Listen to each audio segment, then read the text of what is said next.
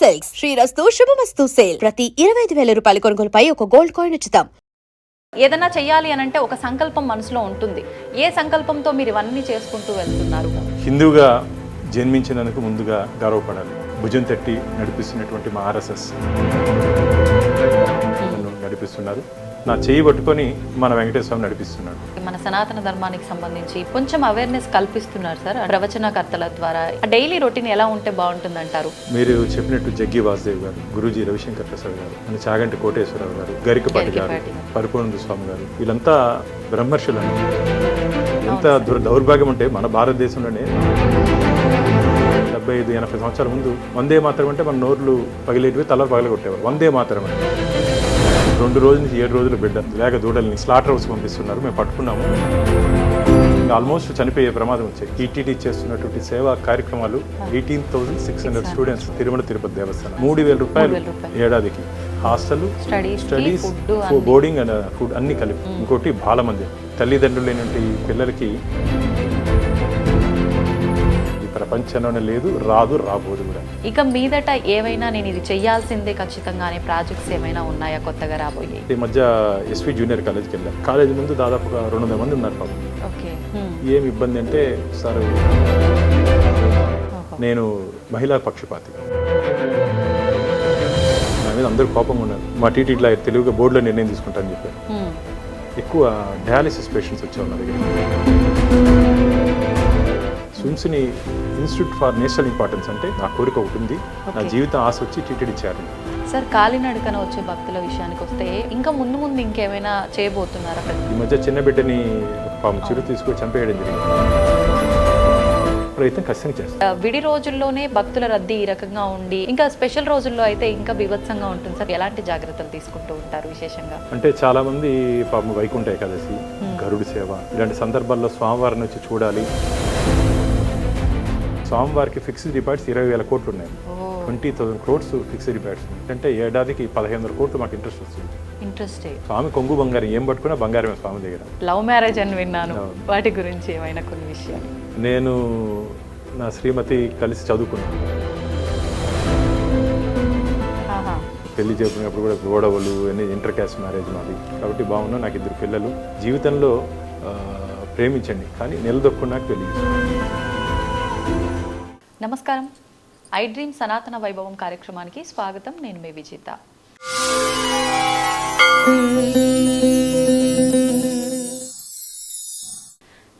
ప్రస్తుతం మనతో పాటు ఉన్నారు TTD board member Bhanuprakash Reddy గారు. సార్ గురించి ప్రత్యేకంగా చెప్పాల్సిన అవసరం లేదు, కానీ కొత్తగా చూస్తున్న ప్రేక్షకులకి ఖచ్చితంగా సార్ గురించి తెలియాల్సిందే. అయితే మనకు తిరుమల తిరుపతి దేవస్థానానికి సంబంధించిన విషయాల్లో కానివ్వండి, విశేషంగా ఇక్కడున్న ప్రజలకు సంబంధించిన విషయాల్లో కానివ్వండి, కొన్ని ప్రాజెక్టులు తీసుకురావడానికి చాలా కృషి చేశారు. కృషి ఒక్కటే కాదండి, చాలా పోరాటమే చేశారు. ఆ పోరాటంలో చాలా వరకు సార్ సక్సెస్ అయ్యారు. వారు అనుకున్నవి, ప్రజలకు ఇవ్వాల్సినవి, భక్తులకు ఇవ్వాల్సినవన్నీ కూడా సమకూర్చారు అని చెప్పాలి. అసలు ఏంటి ఇదంతా ఎందుకు చేయాల్సి వచ్చింది అంటే, వారందరి మంచిని కోరుకొని సార్ ఇవన్నీ చేశారు అని అంటే దాని వెనకాల ఏదైనా రీజన్ ఉందా, ఏంటి మానవత్వంతో ఇవన్నీ చేయాల్సి వచ్చిందా? ఇలాంటి మరిన్ని విషయాలు సార్తో మాట్లాడి తెలుసుకుందాం. దానికి సంబంధించి అండ్ ఆలయానికి సంబంధించిన విషయాలను కూడా సవివరంగా తెలుసుకునే ప్రయత్నం చేద్దాం. నమస్కారం సార్. నమో వెంకటేశాయ. గోవిందా నారాయణ. సార్, నేను వినడం జరిగింది మీ గురించి. అంటే రాజకీయము ఇవన్నీ పక్కన పెట్టేస్తే వ్యక్తిగతంగా మీరు ఒకటి ఏదైనా మీరు మనసులో అనుకున్నారు అని అంటే అది ఖచ్చితంగా రీచ్ అయ్యేదాకా వదిలిపెట్టరు. ప్రజల కోసమే కానివ్వండి, ఆలయానికి సంబంధించిన వసతులు కార్యక్రమాల విషయంలోనే కానివ్వండి అని చెప్పి. అంటే ఏదైనా చెయ్యాలి అని అంటే ఒక సంకల్పం మనసులో ఉంటుంది. ఏ సంకల్పంతో మీరు ఇవన్నీ చేసుకుంటూ వెళ్తున్నారు? హిందువుగా జన్మించినందుకు ముందుగా గర్వపడాలి. ఈ వేద భూమి, పుణ్యభూమి, పురాణ భూమి అనేటువంటి ఈ భూమి మీద, ఈ గడ్డ మీద మనం పుట్టడమే మనం చేసుకుంటే అదృష్టంగా నేను భావిస్తా. మన పూర్వీకులు మనకి ఇచ్చినటువంటి వారసత్వ సంపద మన సంస్కృతి, మన సాంప్రదాయాలు. ఈరోజు ప్రపంచమంతా మన భారతదేశం వైపు చూస్తుంది. మన కట్టు, మన బొట్టు గురించి చూస్తుంది. కానీ ఇక్కడుంటే వాళ్ళు కొందరు ఈ వెస్ట్రన్ కల్చర్కి అలవాటు పడిపోయి, కొందరు, అందరూ కాదు కొందరు. కాబట్టి మనకు ఉన్నటువంటి సాంప్రదాయ విలువల్ని దారి తప్పి పక్కన పోతున్నారు. కాబట్టి ఇన్ని 100 కోట్ల మందిలో ఆ భగవంతుడు అఖిలాండ కోటి బ్రహ్మాండ నాయకుడు కలియుగ ప్రత్యక్ష దైవం వెంకటేశ్వర స్వామి. అసలు వెంకటేశ్వర స్వామి గురించి చెప్పాలంటే వెంకటాద్రి సమస్థానం బ్రహ్మాండే నాస్తికించిన వెంకటేశ సమోదేవో నభూతో నభవిష్యతి అంటారు వరాహ పురాణంలో కానీ పద్మ పురాణంలో కానీ. అంటే వెంకటేశ్వర స్వామి క్షేత్రంతో సరిసమంటే క్షేత్రం కానీ ఆ దేవదేవుడితో సరిసమంటే దేవదేవుడు కానీ ఈ విశ్వంలోనే లేదని చెప్తున్నారు. అలాంటి దేవదేవుడి పాదాల దగ్గర తిరుపతిలో నేను పుట్టి పెరిగాను. కాబట్టి నాకు చిన్నప్పటి నుంచి హిందూ ధర్మం ఉన్నా, గోవులున్నా, గోపురాలన్నా, గుళ్ళన్నా చాలా ఇష్టం నాకు.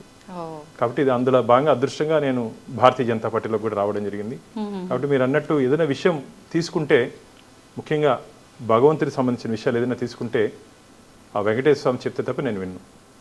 అంటే స్వామి చెప్పడు కదా. వన్స్ ఇష్యూ ఏదైనా తీసుకున్నామంటే, టేకప్ చేసుకున్నామంటే స్వామి చెప్తే తప్ప నేను విన్ను. స్వామి చెప్పడు, నేను విన్ను.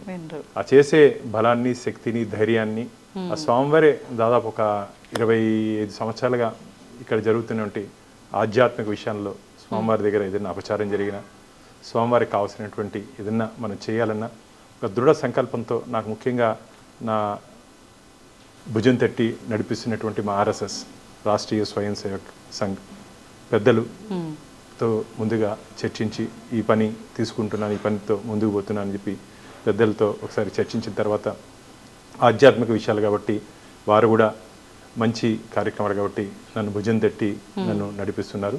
నా చేయి పట్టుకొని మన వెంకటేశ్వర స్వామి నడిపిస్తున్నాడు. నాకు ఇంట్లో అందుకని మెట్లు పైన అక్కడ చూస్తే కనపడుతుంది స్వామి. నేను రోజు దిగేటప్పుడు స్వామిని చూస్తూ దిగుతా. స్వామి చేయిని నేను పట్టుకొని ఉంటాను. అంటే ఒక నమ్మకం. ఎందుకంటే నేను తీసుకున్న ఇష్యూస్ అన్ని దాదాపు అన్ని సెన్సేషన్ ఇష్యూస్. టీటీడీలో జరిగినటువంటి అనేక విషయాలు బయట పెట్టడం జరిగింది.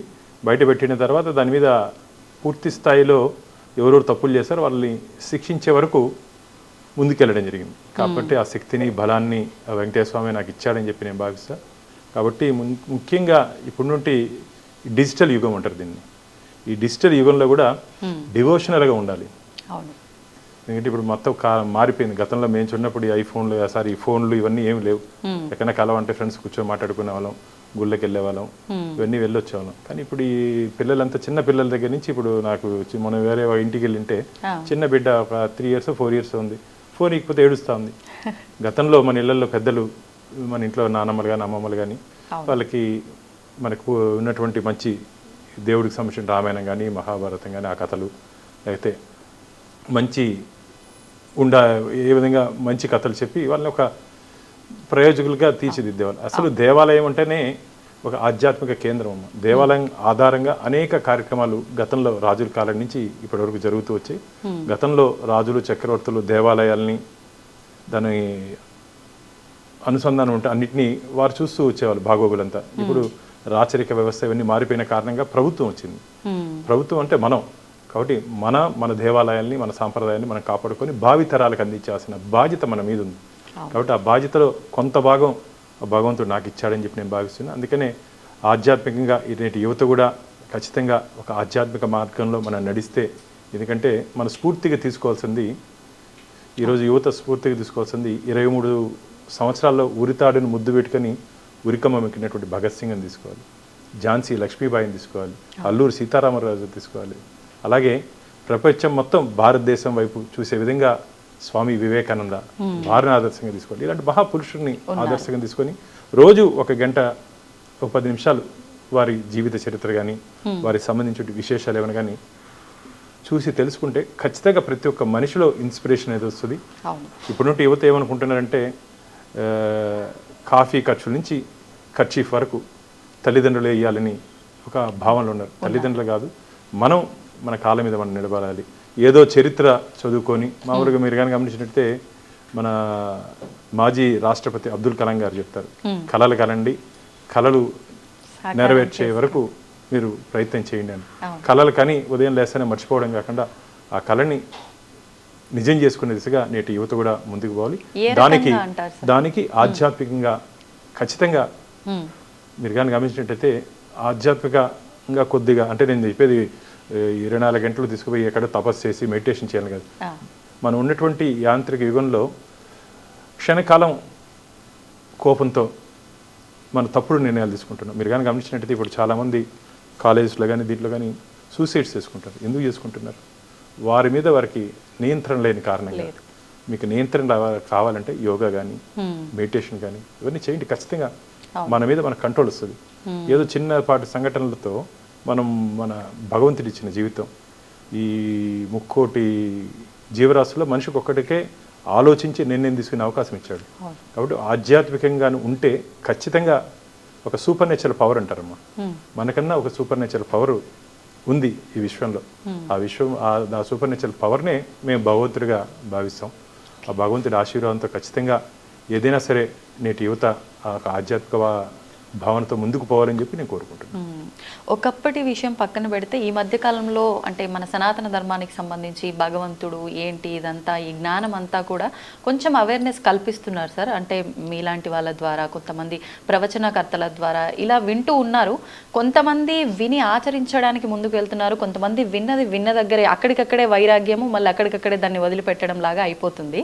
అంటే ఇదంతా మన లైఫ్లో ఒక రొటీన్ చేసుకోవాలి, ఒక నిత్య జీవితంలో భాగం చేసుకుంటేనే బాగుంటుంది, అవి ఆచరించగలుగుతాం. ఆ డైలీ రొటీన్ ఎలా ఉంటే బాగుంటుంది అంటారు? మీరు చెప్పినట్టు జగ్గి వాసుదేవ్ గారు, గురూజీ రవిశంకర్ ప్రసాద్ గారు, మన చాగంటి కోటేశ్వరరావు గారు, అలాగే పరిపూర్ణ స్వామి గారు, గరికపాటి గారు, ఇలా మేధావుల మహర్షులు, అంటే వీళ్ళంతా బ్రహ్మర్షులు అనాలి. వీరంతా సమాజం కోసం, సమాజ శ్రేయస్సు కోసం పాటుపడుతున్నారు. నేను ఒకటే చెప్తా, మనం పుట్టినప్పుడు మనం ఏడుస్తాం, మనం చనిపోయాక 10 మందిని ఏడిపిస్తాం. ఈ మధ్యలో ఉన్న జీవితం అందరికీ ఆదర్శం కావాలి. ఆదర్శంగా ఉండాలంటే నిజాయితీగా బ్రతకాలి. నిజాయితీగా బ్రతకాలంటే దానికి చాలా మనోధైర్యం కావాలి. ఆ మనోధైర్యం కావాలంటే ఖచ్చితంగా మనకు ఉన్నటువంటి వేదాలు కానీ, పురాణాలు కానీ, మన ధర్మాలు, మహాభారతం కానీ, రామాయణం కానీ ఏం నేర్పిస్తున్నాం? రాముడు లాంటి రాజు ఉండాలి, రాముడు లాంటి అన్న ఉండాలి, రాముడు లాంటి భర్త ఉండాలి, రాముడు లాంటి స్నేహితుడు ఉండాలి, రాముడు లాంటి గురువు ఉండాలి. ఇలా అంటే రాముడిని ఆదర్శంగా తీసుకోవాలి. ఈరోజు శ్రీరామచంద్రమూర్తి భగవంతుడిగా రాజకీయ నాయకులు రామరాజ్యం కావాలంటాం మేము. రామరాజ్యం కావాలంటే రాముడిని ఆదర్శంగా తీసుకోవాలి. కానీ మేము రాముడు అంటే అదేదో మతతత్వం అంటారు. ఎంత దౌర్భాగ్యం అంటే మన భారతదేశంలోనే రాముడి గురించి మాట్లాడితే మతతత్వం అంటారు. రాముడు ఒక మతానికి సంబంధించిన వ్యక్తి కాదు. శ్రీరామచంద్రమూర్తిని చూసుకొని వారి జీవితాన్ని ఆదర్శంగా తీసుకొని, అలాగే భగవద్గీత, శ్రీకృష్ణ భగవానుడు ఈ లోకానికి ఇచ్చినటువంటి మహాసంపద భగవద్గీత. ఏ సమస్యకైనా సరే పరిష్కారం భగవద్గీతలో కనపడుతుంది మీకు. ఏ సమస్యకైనా సరే. అంతెందుకు, సునీత విలియమ్స్ అంతరిక్షానికి వెళ్ళేటప్పుడు మన గణేష్ ప్రతిమతో పాటు భగవద్గీతను తీసుకొని వెళ్ళింది. భగవద్గీతని ఈ రోజుకి భగవద్గీత శ్రీకృష్ణ భగవానుడు మనకి ఇచ్చినటువంటి దాదాపు 5,125 సంవత్సరాలు అవుతుంది. ఇప్పుడు మీరు విదేశాలకు వెళ్తే హోటల్లో కానీ ప్రతి దగ్గర చోట బైబిల్ చూస్తాం. నేను అందుకని మన యువ గారికి చెప్పా, మనం కూడా మన టీటీడీకి ఉన్నటువంటి అనుబంధ సంస్థలో రూమ్స్లో ఖచ్చితంగా భగవద్గీత పెట్టే విధంగా మనం ప్రయత్నం చేద్దామని. ఎందుకంటే భగవద్గీత ఒక జీవితానికి ఆదర్శంగా నిలుస్తుంది. అసలు నేను అదే చెప్పాను, ఈ భూమి మీద పుట్టడం మనం చేసుకుంటే అదృష్టం. మనం మహర్షులు ఇచ్చినటువంటి వారసత్వ సంపద, ఆ గురు సంపదని భావితరాలకు అందించారు. కాబట్టి నేటి యువత ఖచ్చితంగా అంటే మార్పులు. ఇంతకుముందు నేను చెప్పినట్టు మీరు కానీ గమనించే తిరుమలకి వెళ్ళే నడకదారులను గమనిస్తూ ఉంటా. చాలా మంది యంగ్స్టర్స్ ఇప్పుడు వస్తున్నారు. ఇంకా మెట్లకి బొట్టు పెడుతూ హారతి ఇస్తూ వెళ్తున్నారు. అంటే ఒక మార్పు కనపడతా ఉంది. కానీ ఒకటి మీరు కానీ గమనించినట్లయితే ఈ మొత్తం ప్రపంచంలో ముస్లింలు దండయాత్ర చేసి వారు ఆక్రమించుకునేటువంటి దేశాలన్నీ ఈరోజు ముస్లిం దేశంగా మిగిలిపోయాయి. దాదాపు 800 సంవత్సరాలు దండయాత్రలకి ఎదురెళ్ళి నిలబడి వారి పరిపాలన ఉన్నప్పటికీ ఇంకా కాశ్మీర్ నుంచి కన్యాకుమారి వరకు, అటక్ నుంచి కటక్ వరకు మనం దాదాపు ఇంకా మన ధర్మాన్ని పాటిస్తూ ముందుకు పోతున్నటువంటి దేశం ఏదైనా ఉందంటే మన భారతదేశం మాత్రమే. ఎందుకంటే మహర్షులు, మహాపురుషులు జన్మించటి గడ్డ. కాబట్టి వారి రక్తం మనలో ఉంది ఇంకా. కాబట్టి నేటి యువత దయచేసి అది మర్చిపోకూడదు.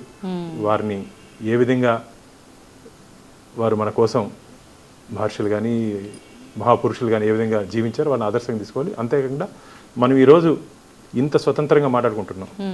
దాదాపు ఒక 75-80 సంవత్సరాల ముందు వందే మాతరం అంటే మన నోర్లు పగిలేటివి, తలలు పగలగొట్టేవారు. వందే మాతరం అంటే భారత్ మాతాకి జై అంటూ కూడా తల ఆ బానిసత్వ సంఖ్యల నుంచి మన కోసం మనం ఈరోజు ఇంత ప్రశాంతంగా ఉన్నామంటే నేతాజీ సుభాష్ చంద్రబోస్, గాంధీజీ, బాలగంగాధర్ తిలక్ గారు, అల్లూరి సీతారామరాజు గారు, ఇలా ఎంతోమంది మన దేశం కోసం పోరాటం చేసి మనకు ఈ స్వతంత్రాన్ని ఇచ్చారు. స్వతంత్రం అంటే ఎలాంటి అట్టు బ్రతికేదానికి కాదు, దేశం కోసం ధర్మం కోసం బ్రతకమని. కాబట్టి ఆ దృష్టితో ఆలోచిస్తే ఖచ్చితంగా నాకైతే గట్టి నమ్మకం ఉంది. స్వామి వివేకానంద కళ్ళగనేటువంటి నవభారత నిర్మాణాన్ని మనం చూడబోతున్నాం ఇంకో 15-20 సంవత్సరాలు. దానికి ఒక ఉదాహరణ, ఈ మధ్య ప్రపంచవ్యాప్తంగా ఏ దేశంలో 18 సంవత్సరాల నుంచి 25 సంవత్సరాలు గల యువత ఏ దేశంలో ఎక్కువ ఉన్నారని ఒక సర్వే జరిగింది. సర్వే జరిగితే 67% మన భారతదేశంలో ఉన్నారు. మన భారతదేశంలో వీళ్ళు రాబో రోజుల్లో భారతదేశాన్ని స్వామి వివేకానంద కళ్ళగనటువంటి విశ్వ గురువుగా ఈరోజు మార్చే సత్తా శక్తి మన యువతరంలో ఉంది. దాన్ని సన్మార్గంలో పెట్టాలంటే ఆధ్యాత్మికంగా వాడిని జోడిస్తే ఖచ్చితంగా సన్మార్గంలో వెళ్ళే అవకాశం ఉంది. ఇప్పుడే మీరు కానీ గమనించినట్లయితే ప్రపంచంలో 5th డెవలప్డ్ నేషన్గా భారతదేశం ఉంది. ఇంకా 5-6 సంవత్సరాలు 3rd పొజిషన్కి వస్తాం. ఇంకా 2045కి మనందరం మన పిల్లలు అదే నేటి యువత అందరం కలిసికట్టుగా ప్రయాణం చేస్తే మొదటి స్థానంలో అమెరికాని, చైనాని కొడగొట్టి మనం అగ్రస్థానంలో ఉండే దిశగా ఉంటాం. కాబట్టి యువతకి నేను ఒకటే చెప్తున్నా, మనం ఖచ్చితంగా దేశం కోసం ధర్మం కోసం ముందుకు పోదాం. ప్రయత్నం మీరు చేయండి, ఫలితం దేవుడు ఇస్తాడు. కాబట్టి ఆ విధంగా ముందుకు పోవాలని చెప్పి యువతను కూడా కోరుకుంటున్నా. మీరు ఒకసారి ప్రయత్నం చేయమంటున్నా. ఈ మధ్య నేను మహాశివరాత్రికి ఈషాకి వెళ్తుంటా. అసలు అక్కడ ఎంత మంది లక్షల మంది యువత వస్తున్నారంటే ఈరోజు మారుతున్నారు. కొన్ని దుష్ట శక్తులు ఇక్కడ ఉన్నటువంటి మనలో ఉన్నటువంటి డివైడ్ అండ్ రూల్, మీరు బ్రిటిషర్స్ కానీ వీళ్ళందరూ వచ్చినప్పుడు మన మధ్య విభేదాలు సృష్టించి వాళ్ళు పాతుకుపోయారు. ఆ విభేదాలు లేకుండా మనందరం ఒకటే, మనందరం భారతమాత బిడ్డలం. ఆమె కోసం, భరతమాత కోసం, దేశం కోసం మనం పనిచేయాలన్న ఆలోచన వస్తే చాలు. ఖచ్చితంగా నా దేశం, మన దేశం, భారతదేశం స్వర్ణ భారత్గా ముందుకు పోతుంది. దాన్ని మనం చిన్నప్పుడు నేను చదువుకునేటప్పుడు భారతదేశం డెవలప్ అవుతున్నటువంటి దేశంగా చూసాం. ఈరోజు ఆల్రెడీ అభివృద్ధి చెందినటువంటి సరసంలో పోటీ పడుతున్నట్టు దేశంగా చూస్తున్నాం. ఈ మార్పుకు కారణం ఇక్కడ ఉన్నటువంటి యువతే. నాకు ఇంకో విషయం ఏంటంటే, మీ ద్వారా ఇక్కడ చాలా మంచి క్రీమ్ అంతా విదేశాలకు వెళ్ళిపోతున్నారు. మీరు కానీ గమనించినట్టయితే ప్రపంచంలో మల్టీనేషనల్ కంపెనీస్ అన్నిటికీ టాప్ ఎవరున్నారమ్మా? మన ఇండియన్స్ ఉన్నారు. ఇప్పుడు ప్రపంచవ్యాప్తంగా టాప్ డాక్టర్స్ కానీ, ఇంజనీర్స్ కానీ ఎక్కడ కానీ మీరు లెక్కేస్తే మన భారతీయులు ఉన్నారు. కానీ ఇది యువత కన్నా తల్లిదండ్రులదే తప్పు అనొచ్చేమో అని నా అభిప్రాయం సార్. అంటే మా పిల్లల భవిష్యత్తు బాగుండాలి, చదివించాలి అనుకునే వరకు ఓకే, ఇక్కడ ఉంటే భవిష్యత్తు లేదు, విదేశాలకు పంపించాలనే ఆలోచన ఎక్కువగా తల్లిదండ్రులే చేస్తున్నారేమో అనిపిస్తుంది సార్. మీరేమంటారు? ఖచ్చితంగా మీరు ప్రపంచాన్ని జయించినటువంటి అలెగ్జాండర్ చనిపోయినాక ఏం చెప్పాడమ్మా? తన చేతుల్ని బయట పెట్టమన్నాడు. పోయేటప్పుడు మనం ఏం తీసుకుపోయలేదు, మనం పోయేటప్పుడు ఏం తీసుకుపోయే అవకాశం లేదు. కాబట్టి డబ్బుతో ముడిపెట్టకూడదు. మనకున్నటువంటి కోరికలను కానీ అదుపు చేసుకుంటే, నేను అందుకని మొదటి నుంచి చెప్తున్నా, ఒక ఆధ్యాత్మికంగా కానీ మీరు కానీ డెవలప్ ఒక ముందుకు కానీ పోగలిగితే మనకున్నటువంటి డిజైర్స్ కానీ కోరికలు కానీ కంట్రోల్లో చేసుకునే అవకాశం ఉంటుంది. ధీరుభాయ్ అంబానీకైనా సరే, ముఖేష్ అంబానీకైనా సరే, ఆదానీకైనా సరే, అడుక్కునే వాడికైనా సరే ఆఖరిగా మిగిలేది 3/6. శ్మశానంలో ఎవరికైనా సరే 3/6. అది దృష్టిలో పెట్టుకోవాలి. కాబట్టి డబ్బుకి ప్రాధాన్యత ఇచ్చేది తగ్గించుకోవాలి. డబ్బు కావాలి, డబ్బు లేకుండా ఏం జరగదు. కానీ ఎంత అవసరమో అంత అవసరంగా పెట్టుకోవాలి. సోషల్ సర్వీస్ పిల్లల్లో మెయిన్ నేను నా కుటుంబం అనేది కాకుండా నేను నా చుట్టుపక్కల వాళ్ళు, నా సమాజం, నేను నా సమాజం అనే ఆలోచనగా వస్తే ఖచ్చితంగా మార్పు వస్తుంది. దాంట్లో సాటిస్ఫాక్షన్ లెవెల్స్ మీకు పీక్కి వెళ్తుంది. ఇప్పుడు నాకు ఇంతకుముందు నేను మీకు చెప్పినట్టు గోవిందుడి గురించి చెప్పాను కదా. నేను ఒకసారి లాస్ట్ టైం టీటీడీ బోర్డు మెంబర్గా ఉన్నప్పుడు రాత్రి ఒక ఫోన్ వచ్చింది పుంగునూరు నుంచి. సార్, ఒక లారీలో 2 రోజుల నుంచి 7 రోజులు బిడ్డ లేక దూడల్ని స్లాటర్ హౌస్ పంపిస్తున్నారు, మేము పట్టుకున్నాము, దాన్ని తిరుపతి తీసుకొని వస్తున్నాము, కానీ ఇక్కడ మా టీటీడీ డైరీ ఫామ్లో దాన్ని పెట్టుకోమంటున్నారు. రాత్రి 11:30 అయింది. వస్తే అప్పుడు డైరెక్టర్కి ఫోన్ చేసి ఏమంటే మనం పెట్టుకునే అవకాశం లేదు, చిన్న బిడ్డలు మనకు ఇది అవకాశం లేదంటే, లేదు మీరు పెట్టుకుంటారంటే లేదని అవకాశం లేదన్నాడు. అవకాశం అయితే నేను గేట్ దగ్గర కూర్చుంటానన్న. అప్పుడు భయపడి డైరీ ఫామ్లో తీసుకుంటే ఉదయం నేను 6 లేసి వెళ్ళా. వెళ్ళిన తర్వాత చిన్న బిడ్డలు, దీన్ని ఎట్లా మనం ప్రొటెక్ట్ చేయాలని చెప్తే ఆవు దాని అంటారు 54 బాటిల్స్ చిన్నపిల్లలకి మనం బాటిల్ ఫీడింగ్ ఇస్తాం కదా, అట్టు ఇచ్చి వాటిని అన్నింటినీ బ్రతికిచ్చేస్తాం. అంటే అక్కడ నాకు ఆ రోజు ఏం ఇన్స్పిరేషన్ అంటే 54 ఉన్నాయి. నాకు ఆ రోజు ఏమనిపించింది, ఆ పట్టిన పిల్లలంతా యంగ్స్టర్స్, అంటే వాళ్ళకు మంచి కాజ్ కోసం చేస్తారు. ఆ మంచి కాజ్ మనం కానీ ఇక్కడ అందుకోకుండా ఉంటే, దానికి లింకప్ మనం కానీ ఇక్కడ ఎవరో ఒక నిలబడి చేయకుండా ఉంటే వారు చేసిన శ్రమ వృధా అయిపోయింది. కాబట్టి వాళ్ళు చేసిన ప్రయత్నానికి ఎవరో ఒకరు తోడు ఉండాలి, ఎవరో ఒకరు తోడు ఉండాలి. సమాజంలో ఒకరికొకరు తోడు. ఎందుకు చెప్తున్నట్టు ఈ అంశం, ఒకరికొకరు తోడుగా ఎవరినో ఒక మంచి పని చేస్తే ఆ మంచి కోసం నువ్వు ఎంతవరకన్నా వెళ్ళు. నేను ఒక సర్కిల్లో ఉండి ఆ సర్కిల్లోనే ఉండి నిల్చుకొని పని చేయాలంటే జరగదమ్మ. రిస్క్ జోన్లో అడుగు పెట్టాల్సిందే. రెడ్ జోన్లో అడుగు పెట్టి నువ్వు ఫైట్ చేస్తే తప్ప రిజల్ట్ రాదు. సేఫ్ జోన్లోనే మనం కూర్చొని ఫోన్లో మాట్లాడుకొని చేయాలంటే ఎట్టి పరిస్థితులు ఇప్పుడున్నట్టు పరిస్థితులు కుదరదు. రిస్క్ జోన్లోకి అడుగు పెట్టిన యువతకి అదే చెప్తున్నా, మన పరిధి దాటి పొండి, మంచి పనికి పోండి. రిస్క్ అంటే పనికిరాని పనులకు పోదు, మంచి పని కోసం ఎంత దూరంగా వెళ్ళండి. దానికి దాంట్లో వచ్చే ఆ బ్లెస్సింగ్స్, ఇప్పుడు నాకు ఇది అయిన తర్వాత ఒకసారి తిరుచానూరు నుంచి ఫోన్ వచ్చింది, ఈ ఆవులు అయిన తర్వాత, సార్ అక్కడ ఆవులు చనిపోతున్నాయి, వాటికి సరిగ్గా ఫీడ్ లేని కారణంగా. అంటే ఫస్ట్ టైం నా లైఫ్లో దాదాపు 150 ఆవులు ఉంటాయి, సెలైన్ ఎక్కించాము. ఆవులకి సెలైన్ ఎక్కించి, నాకు తెలియదు ఆవులు కూడా సెలైన్ ఎక్కిస్తారని తిరుచానూరు దగ్గర. అంటే వాటికి సరిగ్గా అక్కడ నిర్వాహకులు ఫీడ్ పెట్టలేని కారణంగా ఇంకా ఆల్మోస్ట్ చనిపోయే ప్రమాదం వచ్చాయి. దాదాపు నేను ఉదయం ఇప్పుడు 5 గంటలకు లేచి వెళ్ళి రాత్రి వరకు అక్కడే ఉండేవాడిని. ఒక వెటర్నరీ టీంని పెట్టాను, నా స్నేహితులు అందరూ సహాయ సహకారాలతో ఒక వెటర్నరీ టీంని పెట్టి దాదాపు 2 ఆవులు చనిపోయేంతది, మిగతా 150 ఆవులను బ్రతికించుకోగలిగా. ఇవన్నీ ఏమంటే గోవుకు చేసినటువంటి సేవ గోవిందుడి సేవలో నేను పంపించింది. నాకు ఇప్పుడు నా పెద్దలు ఆ రోజు ఉన్నటువంటి పెద్దలు అదే అంటారు, బాను నువ్వు గోవుకు చేసినటువంటి సేవ గోవిందుడు నేను తీసుకున్నాడు. అప్పటికి మీరు బోర్డు మెంబర్ గా ఎంపిక అవ్వలేదా సార్? లేదు, కాలేదు, ఫస్ట్ టైం కూడా కాలేదు. అంటే అందుకని చెప్తున్నా, మూగ జీవులు ప్లస్ గోవు అంటే 3 దేవతలు నిలవైనటువంటి గోవు. నాకు అందుకనే గోవు అంటే చాలా ఇష్టం. ఇక్కడ నేను బోర్డు మెంబర్ అయిన తర్వాత మన అలిపిరి దగ్గర మీరు కానీ వెళ్తే చూడొచ్చు, అది కూడా మీరు ఒక స్టోరీ చేయొచ్చు. గో తులాభారం, గో పూజ పెట్టించాం. గో తులాభారం అంటే మామూలుగా మనం కొండ మీద మనం తులాభారం చేసుకుంటాం, కానీ గోవు తులాభారం చేస్తే 3 దేవతలకి తులాభారం చేసినట్ట ఫలితం వస్తుంది. సో ఆ గో తులాభారాన్ని ఇక్కడ పెట్టించాను. అదృష్టవశాత్తు 2022లో ద్రౌపది ముర్మి గారు వచ్చినప్పుడు వారిని అక్కడ పూజకు కూడా తీసుకుని వెళ్ళా, వారు కూడా తులాభారం చేశారు. ఒక రాష్ట్రపతిగా ద్రౌపది ముర్ము గారు కూడా. ఎందుకంటే గోవు అనేది గోమాత, భూమాత, తులసిమాత, కన్న తల్లితో సమానం. మన తల్లికి ఏ విధంగా గౌరవం ఇస్తామో ఆ విధంగా వీటికి కూడా మనం గౌరవం ఇస్తే ఖచ్చితంగా మంచి ఫలితము, ఆశీర్వాదం వస్తుందని చెప్పి నా భావన.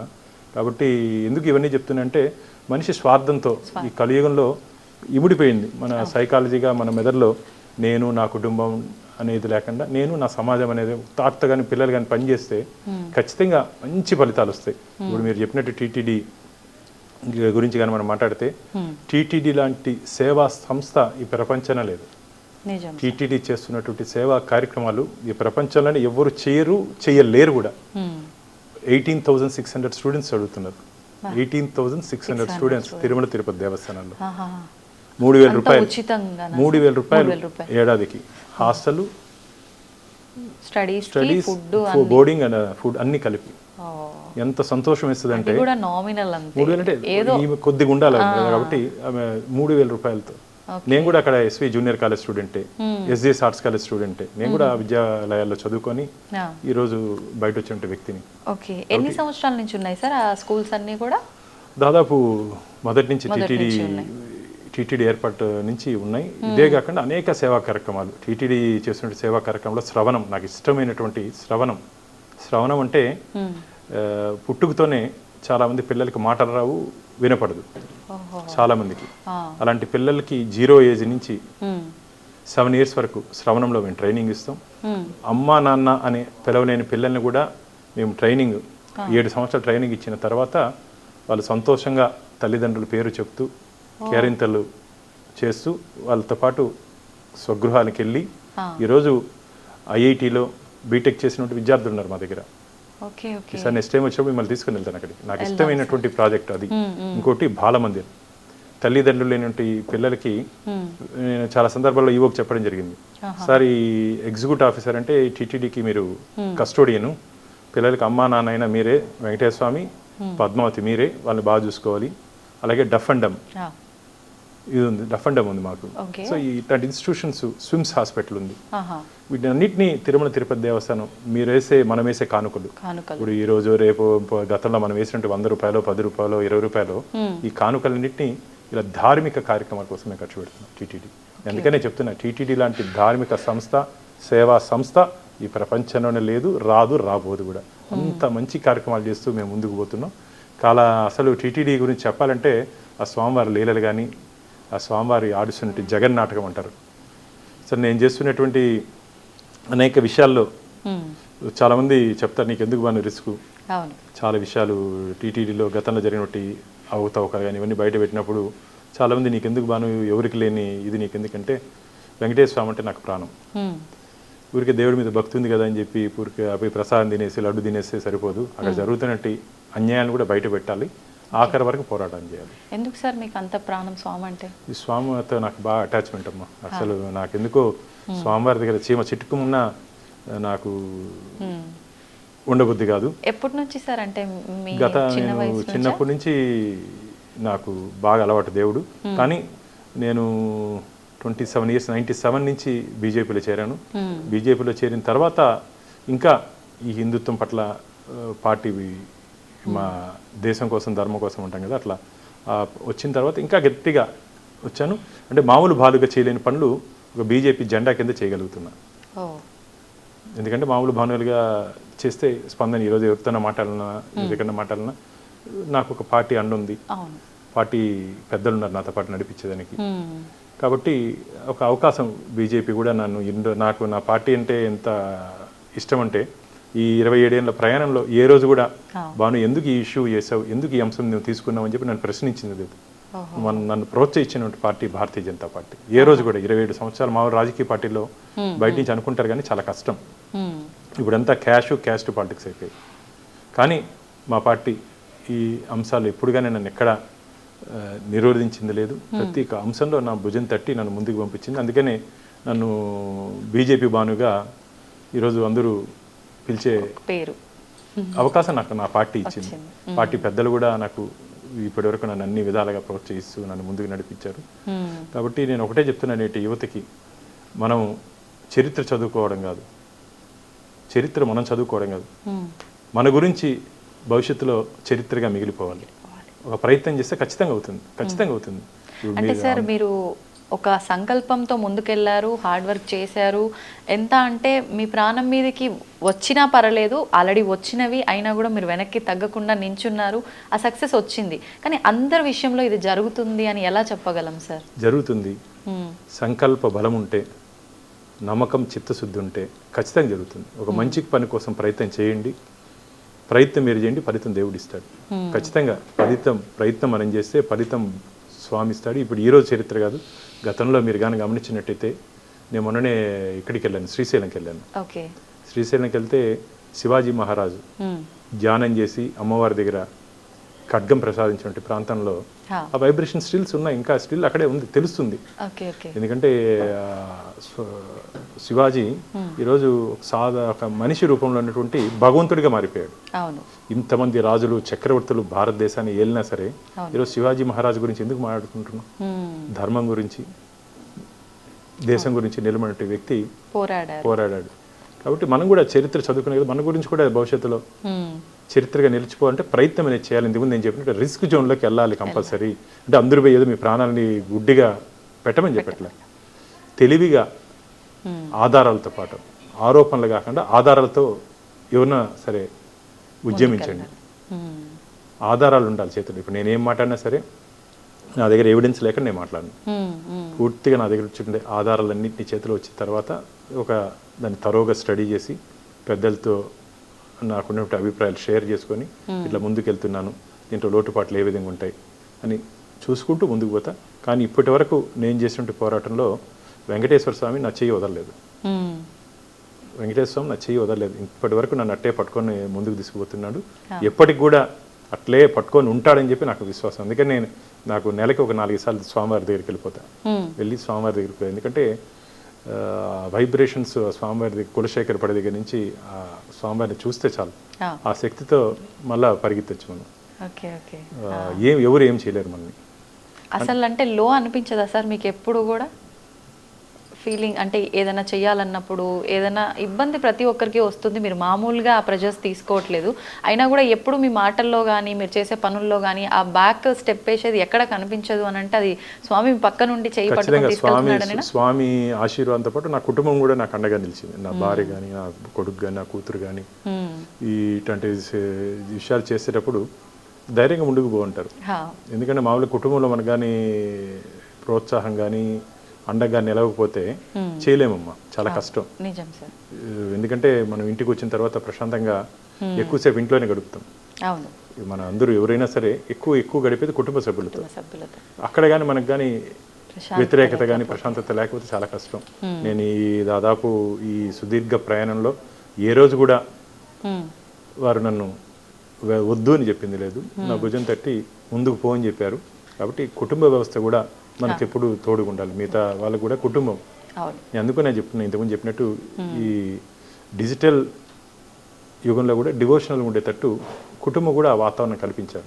ఖచ్చితంగా పెద్దలు, ఎందుకంటే పెద్దలు ఊరికే చెప్పరమ్మా, వారు జీవితాన్ని పూర్తిగా వడబెట్టిన తర్వాతే పెద్దలు. ఇంట్లో ఏదైనా పెద్దలు చెప్తే మనం నెగ్లెక్ట్ చేస్తాం, వాళ్ళు ఎక్స్పీరియన్స్తో చెప్తారు. కాబట్టి ఎక్స్పీరియన్స్ని మనం తీసుకోవాల్సిన అవసరం ఉంది. అంటే వాళ్ళు చెప్పిన ప్రతి విషయాన్ని ఈ జనరేషన్ వాళ్ళం ఎలా తీసుకుంటామంటే ఊరుకోండి మీరు మీ చాదస్తాము, ఏదో మూఢనమ్మకాలు ఎప్పుడు చెప్తూనే ఉంటారు, ఈ రకంగా కొట్టి పారేస్తూ ఉంటారు. లేదు, వాళ్ళ జీవితంలో వారు ఎక్స్పీరియన్స్ చెప్పిన మాటలు నేను ఒకటే చెప్తున్నా. గురు బ్రహ్మ గురు విష్ణు గురుదేవో మహేశ్వర అంటారు. గురు సాక్షాత్ పరబ్రహ్మ తస్వైస్మి గురువే నమః అంటారు. తల్లిదండ్రులకి గురువుకి, మీరు చెప్పినట్టు తల్లిదండ్రులకి మనకు రక్తం పంచుకున్న పిల్లలు కాబట్టి వాళ్ళ మీద మమకారం ఉంటుంది. అలాగే గురువుకి ఎటువంటి రక్త సంబంధం లేకపోయినప్పటికీ తన శిష్యుడు ప్రయోజకుడు అవ్వాలి అని చెప్పి ఆలోచించే వ్యక్తి ఎవరినో ఉన్నట్టే మన గురువులు మాత్రమే. కాబట్టి గురువుని గౌరవించండి, తల్లిదండ్రుని గౌరవించండి, మంచి స్నేహాన్ని పెట్టుకోండి. ఎందుకంటే tell your friend your character అంటారు. మంచి స్నేహితులతో కూడా ఉండాల్సిన అవసరం ఉంది. ఎందుకంటే చెడు తొందరగా అట్రాక్ట్ చేస్తుంది మనిషిని. కానీ ఒక్కసారి జీవితంలో మచ్చబడిన తర్వాత దాన్ని తుడుచుకునే చాలా కష్టం. కాబట్టి చాలా వరకు ఒక మంచి అలవాట్లు నేర్చుకొని ఒక మంచి బుద్ధితో ముందుకు పోవాలి.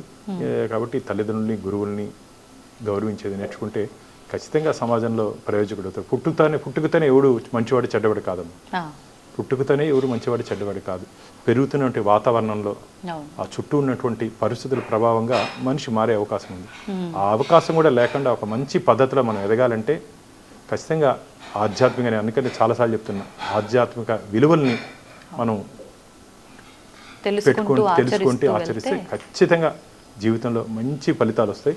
నాకైతే నమ్మకం ఉంది. ఇప్పుడున్నట్టు యువత చాలా సన్మార్గంలో నడుస్తున్నారని చెప్పి చూస్తేనే తెలుస్తూ ఉంది.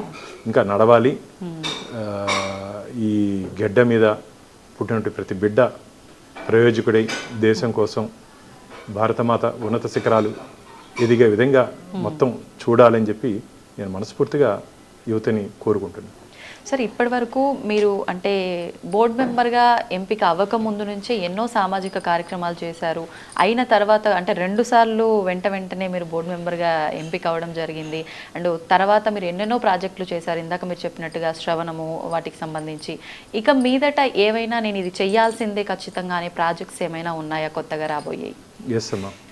ముఖ్యంగా ఇప్పుడు మీకు చెప్పినట్టు శ్రవణము, బాలమందిరు, డఫ్ అండ్ డమ్ము దాదాపు 60 సంవత్సరాల మునుపు ఏర్పడినటువంటి ఇది. నేను మొన్న ఈఓ గారిని చైర్మన్ గారిని తీసుకుని వెళ్ళి చూపించాను.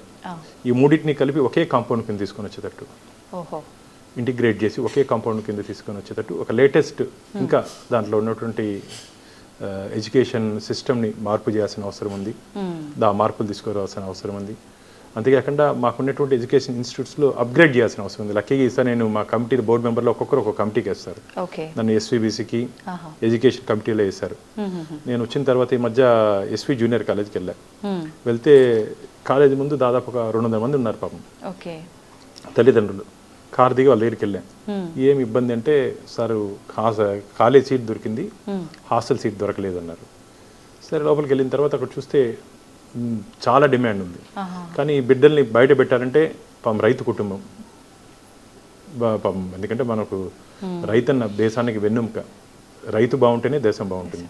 అలాంటి రైతు వచ్చి బయట పాపం కాలేజీ బయట గుంచుకొని సీట్లు కొని చూస్తుంటే నేను పోయి ప్రిన్సిపాల్తో మాట్లాడితే సార్ ఇక్కడ అవకాశం లేదు అన్నారు. ఇమిడి మా చైర్మన్ గారిని తీసుకొని వచ్చారు. నెక్స్ట్ డేనే చైర్మన్ గారిని తీసుకొని ఇన్స్పెక్ట్ చేసి దాదాపు 150 సీట్స్ స్టాండింగ్ ఇన్స్ట్రక్షన్స్ ఇచ్చాం.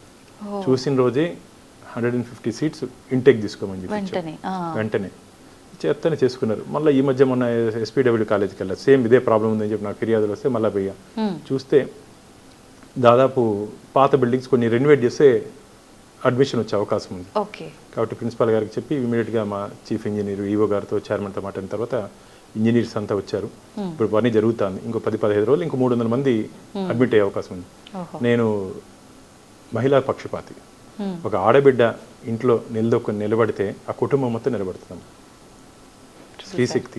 స్త్రీశక్తికి అంత పవర్ఫుల్ ఉంది. అసలు మన పురాణాల్లో మహిళలకు ఉన్నటువంటి గౌరవం ఏ దేశంలో లేదు.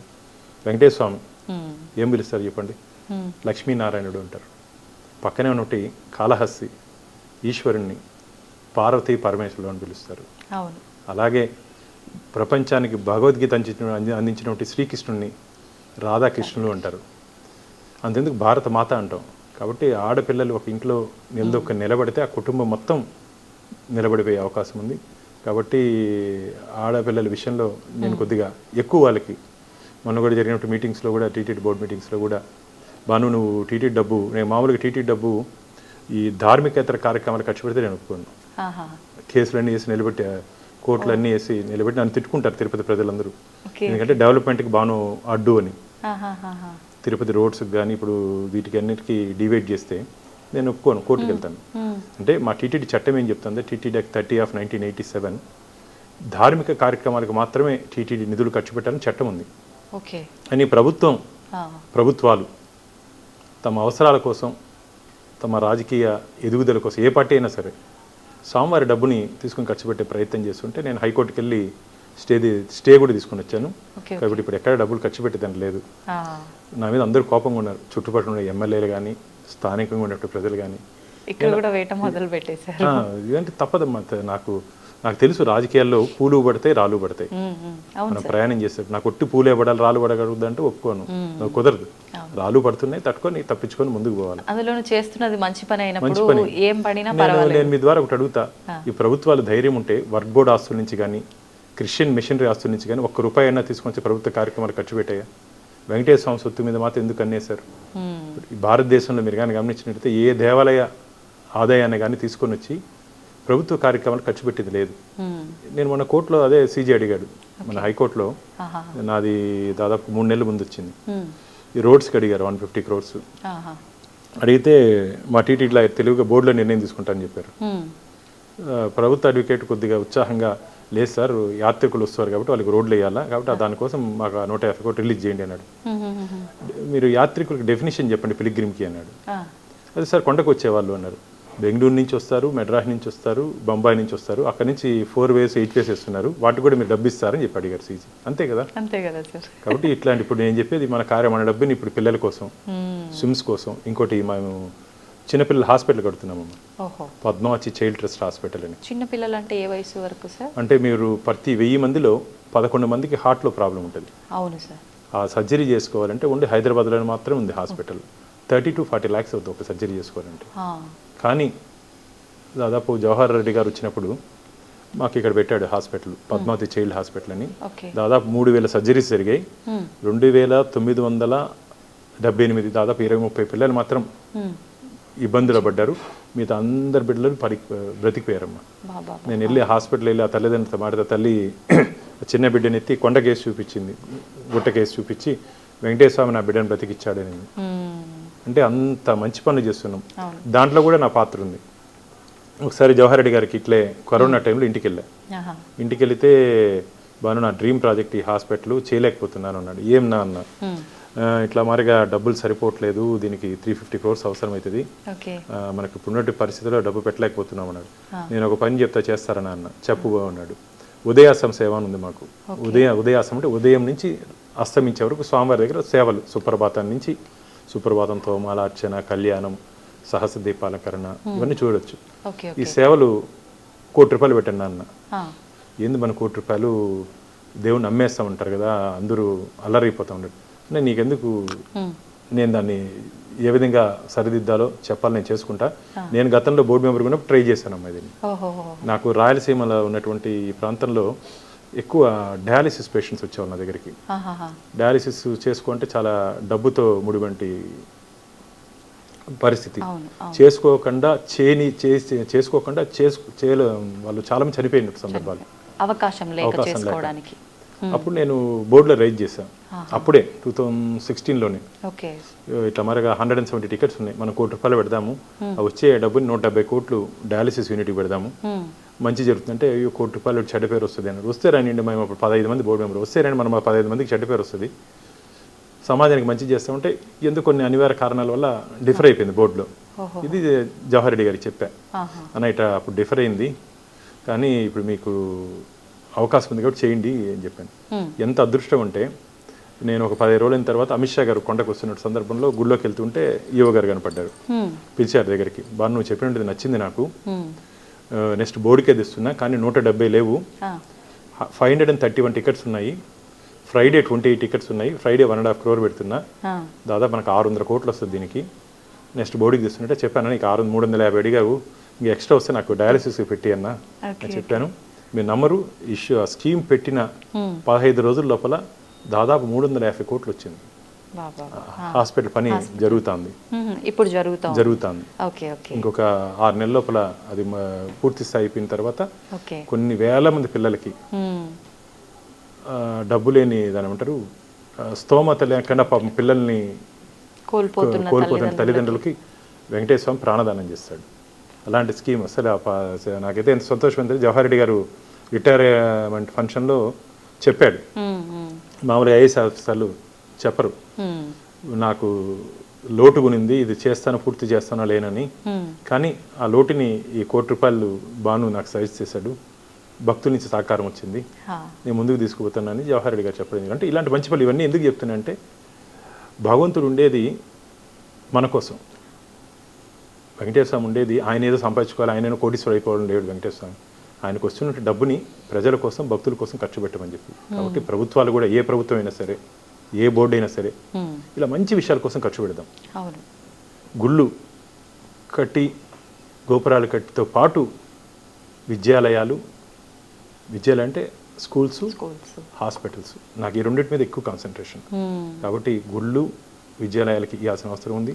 నేను మొన్న మీరు చెప్పినట్టు ఏమి ఇంటెన్షన్ అని అడిగారు కదా, ఏ విధంగా తిరుపతిలో ఈ పద్మావతి కాలేజెస్ ఉన్నాయో, వెనుకబడిన ప్రాంతమైన రాయలసీమ, మీరు కానీ గమనించే అనంతపూర్, కడప, కర్నూలు, చిత్తూరు జిల్లా, అంటే కంబైన్ చిత్తూరు జిల్లా చాలా వెనుకబడిన ప్రాంతం.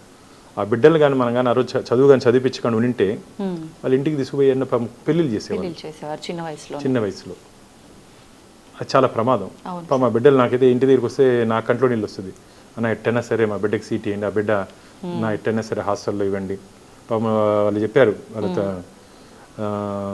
మేము ఇక్కడ శ్రీనివాసంలో ఎక్కడున్నారని అడిగా, మా సత్రాలు ఉన్నాయి ఇక్కడ, సత్రాల్లో తీసుకుని రాత్రి పడుకొని అక్కడ మాకు వెంకటేశ్వర ప్రసాదం పెడతారు, రాత్రి అది పెట్టేసి తల్లిదండ్రులు పిల్లల్ని తీసుకొని వచ్చి పస్తులు ఉండేవారు సాయంత్రం వరకు డబ్బు లేకుండా.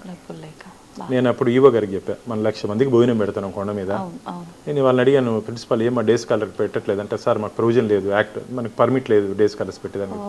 ఏందమ్మా పర్మిట్ లేదంటే, లేదు సార్ పెట్టేదానికి మనకి మీరు ఇన్స్ట్రక్షన్స్ ఇస్తే పెడతా ఉన్నాను. నేను ఈవోకి చెప్పాను, అనే 1,00,000 మందికి కొండ మీద పెడతాను, ఈ పిల్లలు ఒక 200-300 మంది ఏమైనారన్న, వాళ్ళకి భోజనం పెట్టండి అంటే ఇప్పుడు భోజనం పెడుతున్నాం డేస్ కాలర్ కూడా. అంటే ఇవన్నీ ఏమంటే ఒక చిన్న ప్రయత్నంతో పెద్ద మార్పు.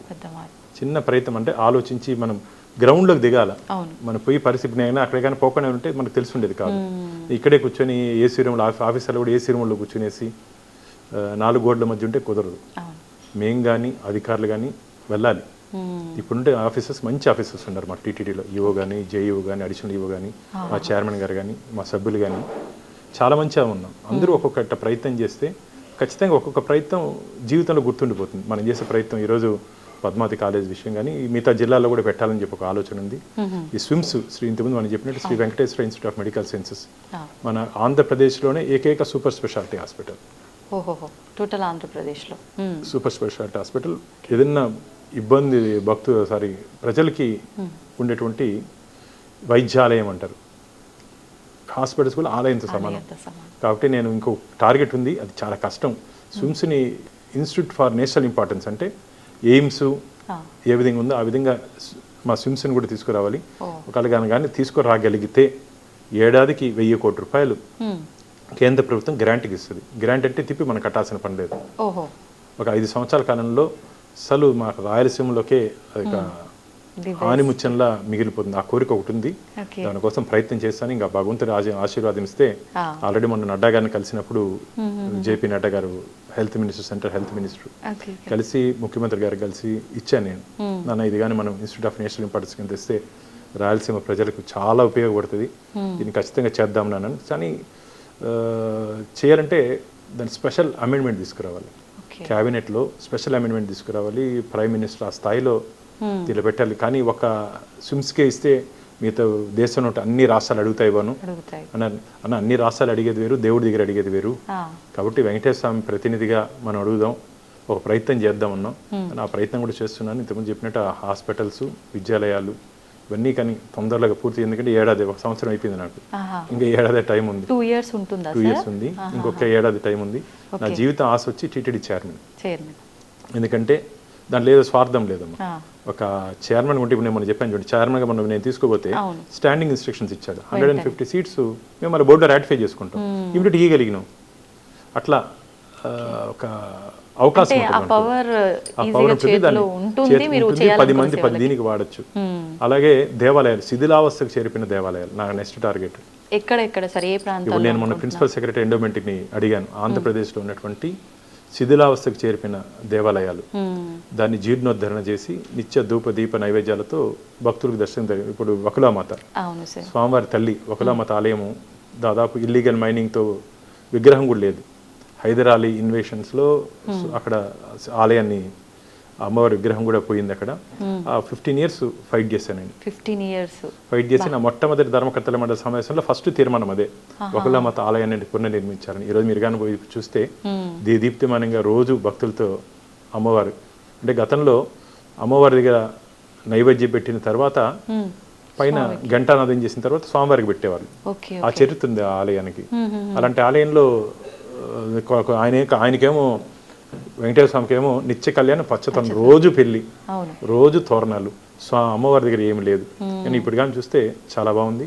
కానీ ఒక ప్రాచీన దేవాలయాన్ని మనం కానీ జీర్ణోద్ధరణ కానీ చేస్తే 1000 నూతన దేవాలయాలు కట్టినటువంటి ఫలితం వస్తుంది మనకు. కాబట్టి నేను మొన్న ఈఓ గారికి చెప్పాను, చైర్మన్కి చెప్పాను, ఇప్పుడు ప్రిన్సిపల్ సెక్రటరీ ఎండోమెంట్స్కి చెప్పి లిస్ట్ తీస్తున్నాను. అలా మీ దృష్టిలో ఉన్న ఆలయాలు ఏంటి సార్? ఫస్ట్ మీరు ఆ పవర్ రాగానే చెయ్యాలి అనుకునే ఆలయం చాలా ఉన్నాయి మాది. ఇప్పుడు నాకు మొన్న ఇక్కడ ఒకటి వచ్చింది, మన చోళులు కట్టినటువంటి దేవాలయాలు, విజయనగర చక్రవర్తి కట్టిన దేవాలయాలు చాలా వస్తున్నాయి. కానీ దాన్ని ఇప్పుడు లేటెస్ట్ టెక్నాలజీ దాన్ని మొత్తం డెమాలిష్ చేసి డిస్ట్రాయ్ చేసి రెస్టోర్ చేయాలమ్మా, రిమూవ్ చేయకూడదు. దయచేసి అందరూ గుర్తుపెట్టుకోండి, ప్రాచీన దేవాలయాలు చాలా గ్రామాల్లో తెలియకుండా మొత్తం పునాదులతో పాటు తొలగించేస్తున్నారు. చరిత్ర కనుమరిగిపోతుంది. ఇప్పుడు కడితే 2025లో కట్టినట్టు దేవాలయం ఉంటుంది, 500, 600, 1000 సంవత్సరాల చరిత్ర కనుమరిగిపోతుంది. కాబట్టి దాన్ని రెస్టోర్ చేయాలంటే కాకతీయ మాన్యుమెంట్స్, ఇప్పుడు ఆర్కియాలజీ సర్వే ఆఫ్ ఇండియా ఏ విధంగా పాతకాలంలో దాని ఏమంటారు వాడినటువంటి టెక్నాలజీలతో, ఈ లేటెస్ట్ సిమెంట్ ఇవన్నీ లేకుండా ఆ టెక్నాలజీ వాడి కాకతీయ మాన్యుమెంట్స్ దాదాపు ఒక 5 సంవత్సరాలు 10 సంవత్సరాల ముందు రెన్యువేట్ చేశారు. ఇంకొక 500 సంవత్సరాలు అది ఉంటుంది పదిలంగా. అట్లా ప్రాచీన ఆలయాలను కూడా మనం టెక్నాలజీతో చేసుకుంటే ప్రాచీన కట్టడం ఉంటుంది, ఆ వైబ్రేషన్స్ ఉంటుంది, మన గత చరిత్ర కూడా భవిష్యత్తు చూపించే అవకాశం. అప్పటి కట్టడాలు, ఆలయ కట్టడాల్లో కూడా ఒక జ్ఞానాన్ని తెలియచేసేవారు అని చెప్పి అంటూ ఉంటారు. కాబట్టి అవి భద్రపరచుకోవడం ముఖ్యం. కాబట్టి అందుకని ఇప్పుడు మీరు కొట్టి కట్టేస్తే 25th century 2025 టెంపుల్కి అయిపోతుంది. అప్పుడు కడితే చోళులు, విజయనగర చక్రవర్తులు, పాండాసు వీళ్ళంతా కట్టినట్టు చరిత్ర ప్రజలకు చూపించవచ్చు. ఇవన్నీ ఎందుకు చెప్తున్నానంటే, మీరు కానీ విదేశాలకు వెళ్తే ఏముండదు, ఒక చిన్న రాయి గుట్ట ఉంటుంది, దాన్ని చూపించి వాళ్ళు చరిత్ర చెప్తారు.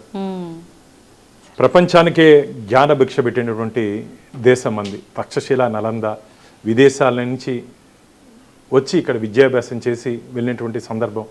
అలాంటి విద్యాలయాలు తిరిగి ఈరోజు మనం తీసుకురావాల్సిన అవసరం ఉంది.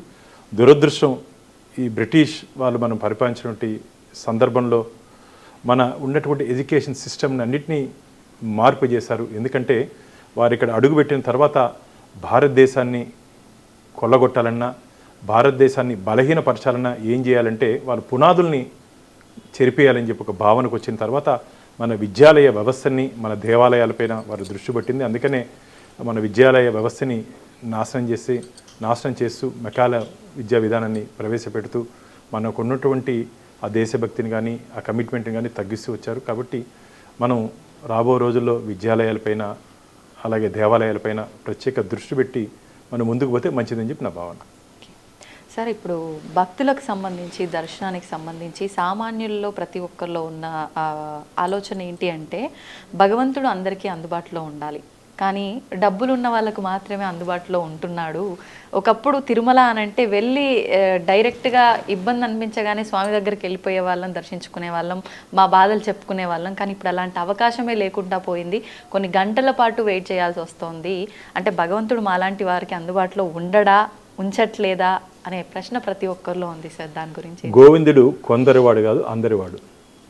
ఖచ్చితంగా గోవింద అందరివాడు. నేను ఇదే స్వామీజీని అడిగా, ఒక పెద్ద స్వామీజీని, స్వామీజీ మాకైతే బాధగా ఉంది, మేమైతే దేవుని దగ్గర నుంచి చూసుకుంటున్నాం, స్వామివారిని గంటల తరబట్టి క్యూ లైన్లో నిలబడి బస్ స్టాండ్లో, రైల్వే స్టేషన్లో ఇంటి నుంచి బయలుదేరేపటి నుంచి ఆ స్వామివారిని రెప్పపాటు చూస్తే చాలని చెప్పి వస్తున్నట్టు గోవింద భక్తుల్ని దాదాపు 20 గంటలు దర్శనం అవుతుంది. కానీ వాళ్ళకి ఎక్కువసేపు దర్శనం కలిగించలేకపోతున్నాం. ఎందుకంటే మేము వీళ్ళందరినీ కులశేఖరపాడి వరకు పంపిస్తే ఇప్పుడు 20 గంటలు 30 గంటల దర్శనం 80 గంటలు అవుతుంది, 3-4 రోజులు అవుతుంది.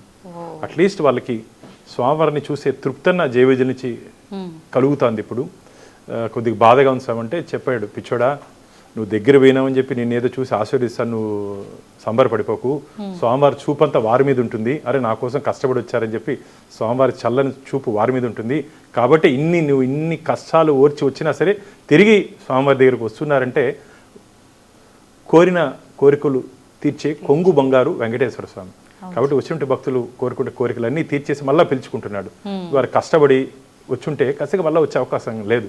కానీ భక్తులు కష్టాలని, వారి ఇష్టాలని తెలుసుకున్నాం.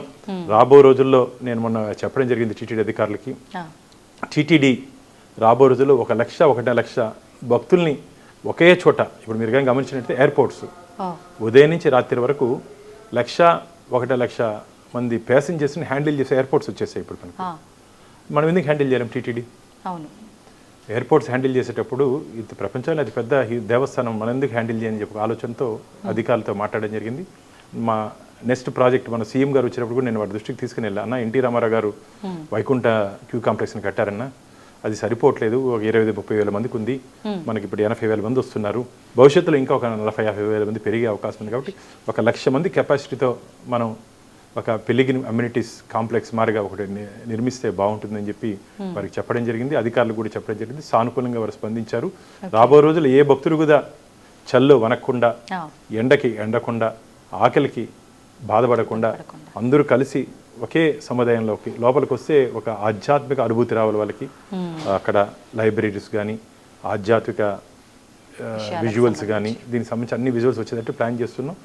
అది తొందరగా నాకు తెలిసి ఈ ఉన్నటువంటి 1 సంవత్సరం ఏడాదిలోనే దానికి భూమి పూజ చేయాలని చెప్పి అనుకుంటున్నాం. 3-4 సంవత్సరాలు అది పూర్తయితే ఖచ్చితంగా కలియుగ వైకుంఠంగా అని చెప్పి భావిస్తూ కొండకు వస్తారు. ఆ వైకుంఠం ఎలా ఉంటుందో చూపించాలని చెప్పి కోరికతో మేమున్నాం. వస్తుంటే భక్తులు ఎటువంటి ఇబ్బంది పడకుండా ఖచ్చితంగా చేయాలని చెప్పి ఒక దృఢ సంకల్పంతో మేమున్నాం. ఆ స్వామివారి ఆశీర్వాదం, గోవిందుడు వెంకటేశ్వర స్వామి ఆశీర్వాదం ఖచ్చితంగా ఈ అన్ని పనులు చేసేదానికి వారు ఇవ్వాలని చెప్పి. అంతేకాకుండా మీరు అన్నారు ఇంతకుముందు వస్తుంటే భక్తులు కష్టాలు పడుతున్నారని, కానీ వస్తుంటే భక్తులు అందరికీ మీరు కానీ గమనించినట్టయితే తరిగొండ వెంగమాంబ అన్నప్రసాద కేంద్రంలో దాదాపు 70-80 వేల మందికి నిత్య అన్న ప్రసాదం ఇస్తున్నాం. నేను కొండకి వెళ్ళినప్పుడు కూడా ఖచ్చితంగా ఒక పూట అక్కడికి పోయి తినొస్తా. మన ఇంట్లో కన్నా బాగుంటుందమ్మా, మన ఇంట్లో కన్నా బాగుంటుంది, అంత బాగా స్వామివారి ప్రసాదం ఇస్తాం. క్యూ లైన్లో అల్పాహారం, పాలు ఇవన్నీ భక్తులకి అందజేస్తున్నాం. కానీ మీరు చెప్పినట్టు గతంలో మేము చిన్నప్పుడు 30,000 మంది భక్తులు స్వామివారిని దర్శించుకునేదానికి వచ్చేవారు, ఈజీగా దర్శనం అయిపోయేది. అందరూ కులశేఖర్ దాదాపు 30 years బ్యాక్. ఈ రోజు దాదాపు 80,000 మంది వస్తున్నారు. శనివారం ఆదివారం అయితే దాదాపు 1.5 లక్ష వస్తున్నారు. మనకు గుళ్ళో సుప్రభాత సేవ నుంచి ఏకాంత సేవ వరకు స్వామివారి కైంకర్యాలు తీసేస్తే 19 గంటలు మాత్రమే భక్తులకి మనం దర్శనం కలిగించే అవకాశం ఉంది. అది కూడా లఘు దర్శనంతో దర్శనం చేస్తే దాదాపు 4,500 మందికి దర్శనం చేసే అవకాశం ఉంది కాబట్టి మ్యాక్సిమం 80,000 మందికి మనం దర్శనం చేయించవచ్చు. ఓకే. కాబట్టి మాకు కూడా అందరికీ మంచి దర్శనం చేయించాలని చెప్పి కోరుకుంది. కానీ అందరినీ లోపలికి కానీ కులశేఖర పడి వరకు రాముడు మేడ వరకు కానీ పంపిస్తే ఇంకా దర్శనం 80-90 గంటలు అయ్యే ప్రమాదం ఉంది. కాబట్టి వచ్చినట్టు భక్తులు తృప్తిగా చూసే విధంగా ఏ విధంగా చేయాలో ఖచ్చితంగా ఆ విధంగా మేము చేసేదానికి ఆ ఒక్కసారి కొండకు వచ్చిన తర్వాత ఏ భక్తులు కూడా ఇబ్బంది పడకుండా ఏ విధంగా ఉండాలో ఆలోచనతో ముందుకు పోయే దిశగా మా ధర్మకర్తల మండలి మేము ప్రయత్నం చేస్తున్నాం. ఖచ్చితంగా రాబో రోజుల్లో దాంట్లో మేము ఒక విజయవంతమైన ఆలోచనతో మేము ముందుకు వస్తామని చెప్పి గట్టి విశ్వాసం నమ్మకం నాకుంది. ఇప్పుడు మీరు అన్నట్టుగా తృప్తిగా స్వామిని చూసుకునే అవకాశాలు కల్పించబోతున్నారు అన్నారు. ప్రస్తుతం తీసుకుంటే సార్, అంటే విఐపీస్ పెద్ద పెద్ద పలుకుబడి ఉన్న వాళ్ళు వస్తే వాళ్ళని 15-20 నిమిషాలైనా నిలబెట్టి చూయిస్తే రాని ఇబ్బంది నార్మల్గా వచ్చిన భక్తుల విషయంలో వచ్చేసరికి సెక్యూరిటీ వాళ్ళు తోసి పడేస్తారంటే వీళ్ళకి ఏమైపోతుంది ఏందో కూడా పట్టించుకోకుండా తోసి పడేయడం ఎంతవరకు కరెక్ట్? అది చాలా తప్పమ్మా. భగవంతుని తోసే హక్కు మనకు లేదు. భగవంతుడి దగ్గరికి రావాలి, భగవంతుని ఆశీర్వాదం కావాలని చెప్పేసి భక్తులకి తోసే హక్కు మాకు లేదు. అది చాలా తప్పు, అలా చేయకూడదు. నేను కూడా చాలా సందర్భాల్లో చెప్పడం జరిగింది. అక్కడ శ్రీవారి సేవకులు ఉంటారు, మీరు ఆ భక్తుడు రూపంలో మీరు వస్తే మిమ్మల్ని ఎవరన్నా తోస్తే ఎట్టుంటది. కాబట్టి గోవింద అని చెప్పి మర్యాదగా కొద్దిగా దగ్గర తీసుకోండి. తోసి లాగేది పెరిగేది ఇదేమి కుస్తీ పోటీలు కాదు. అది దేవాలయం, పవిత్ర దేవాలయం, కలియుగ వైకుంఠం, ఇలా వైకుంఠం. ఆ స్వామివారి వైకుంఠం దగ్గరికి వచ్చినప్పుడు మనం అక్కడ ఉన్నటువంటి భక్తుల ఇష్టాలు తెలుసుకొని మనం వివరించాలి. కాబట్టి అలాంటి చర్యలు జరగకుండా మేము అక్కడ ట్రైనింగ్ ఇస్తున్నాం. అలాంటిది చేస్తే ఆ బాధ్యత మాదే. శ్రీవారి సేవకులు చేసినా సరే దాని బాధ్యత మాదే అంటున్నాయి. ఎందుకంటే అక్కడ నుండి కస్టోడియన్స్గా మాది కూడా తప్పులో మాది కూడా తప్పు ఉంటుంది. కాబట్టి వాళ్ళు కూడా మీ ద్వారా హెచ్చరిస్తున్నాం. శ్రీవారి సేవకులు కూడా ఒళ్ళు దగ్గర పెట్టుకొని వస్తుంటే భక్తులు, వెంకటేశ్వర స్వామి భక్తులు వాళ్ళు, మీరు స్వామివారి సేవకు వచ్చారు, వారు కూడా స్వామివారి అనుగ్రహం కోసం వచ్చారు. సేవకు వచ్చారు కదా అని చెప్పి వాళ్ళని లాగేది తోసే చేయొద్దండి. మీరు కూడా స్వామివారి సేవకు స్వామి భక్తితో వచ్చారు కాబట్టి వచ్చి ఉంటే భక్తులు కూడా అదే భక్తి శ్రద్ధలతో గోవింద అని చెప్పి నెమ్మదిగా వారిని తీసుకోండి తప్ప లాగేది తోసే వ్యవహారాలు దయచేసి ఎవరు చేయొద్దని చెప్పి మీ ద్వారా చెప్తుంది. సార్, కాలినడకన వచ్చే భక్తుల విషయానికి వస్తే ముందర ఉన్నదానికి ఇప్పటికీ చాలా డెవలప్మెంట్ అనేది కనిపిస్తోంది. ఇంకా ముందు ముందు ఇంకేమైనా చేయబోతున్నారా ప్రత్యేకించి ఆ భక్తుల కోసం? స్వామివారికి అడుగడుగు దండాలవాడ గోవింద అని అంటారు. స్వామివారిని నడకదారిలో ఇప్పుడు నేను కూడా ఏదైనా కోరికుంటే స్వామిని నడిచొచ్చి గుండు కొట్టుకుంటాను, మొక్కుంటాను. చాలా మందికి స్వామివారికి ఆ నడకదారిలో వస్తే 7 కొండలు, నారాయణాద్రి, విశ్వభాద్రి, వెంకటాద్రి, నీలాద్రి, శేషాద్రి, 7 కొండలు ఎక్కుతూ అన్నమయ్య చెప్పడం జరిగింది. అన్నమయ్య సంకీర్తనలో ఈ స్వామివారి వైభవం గురించి చెప్పడం జరిగింది. అదిగో అల్లదిగో అని చెప్పి వారు పాడినటువంటి కీర్తనలు ఈ రోజు కూడా చెవుల్లో మారుమోగిపోతున్నాయి. కాబట్టి అలాంటి పవిత్రమైన ప్లస్ మీకు తెలుసో తెలియదో 7 కొండలు శాలిగ్రామ స్వరూపం.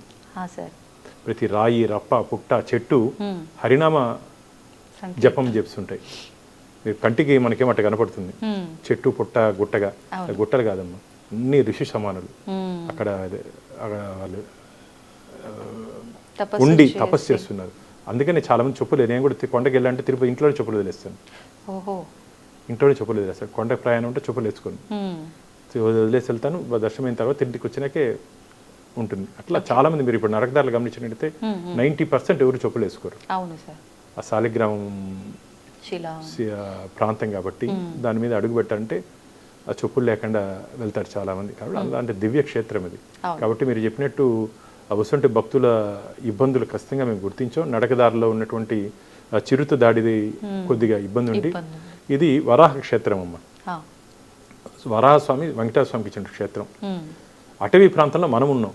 అంటే అటవీ జంతువులు జీవిస్తుంటే ప్రదేశంలో మనం ఉన్నాం.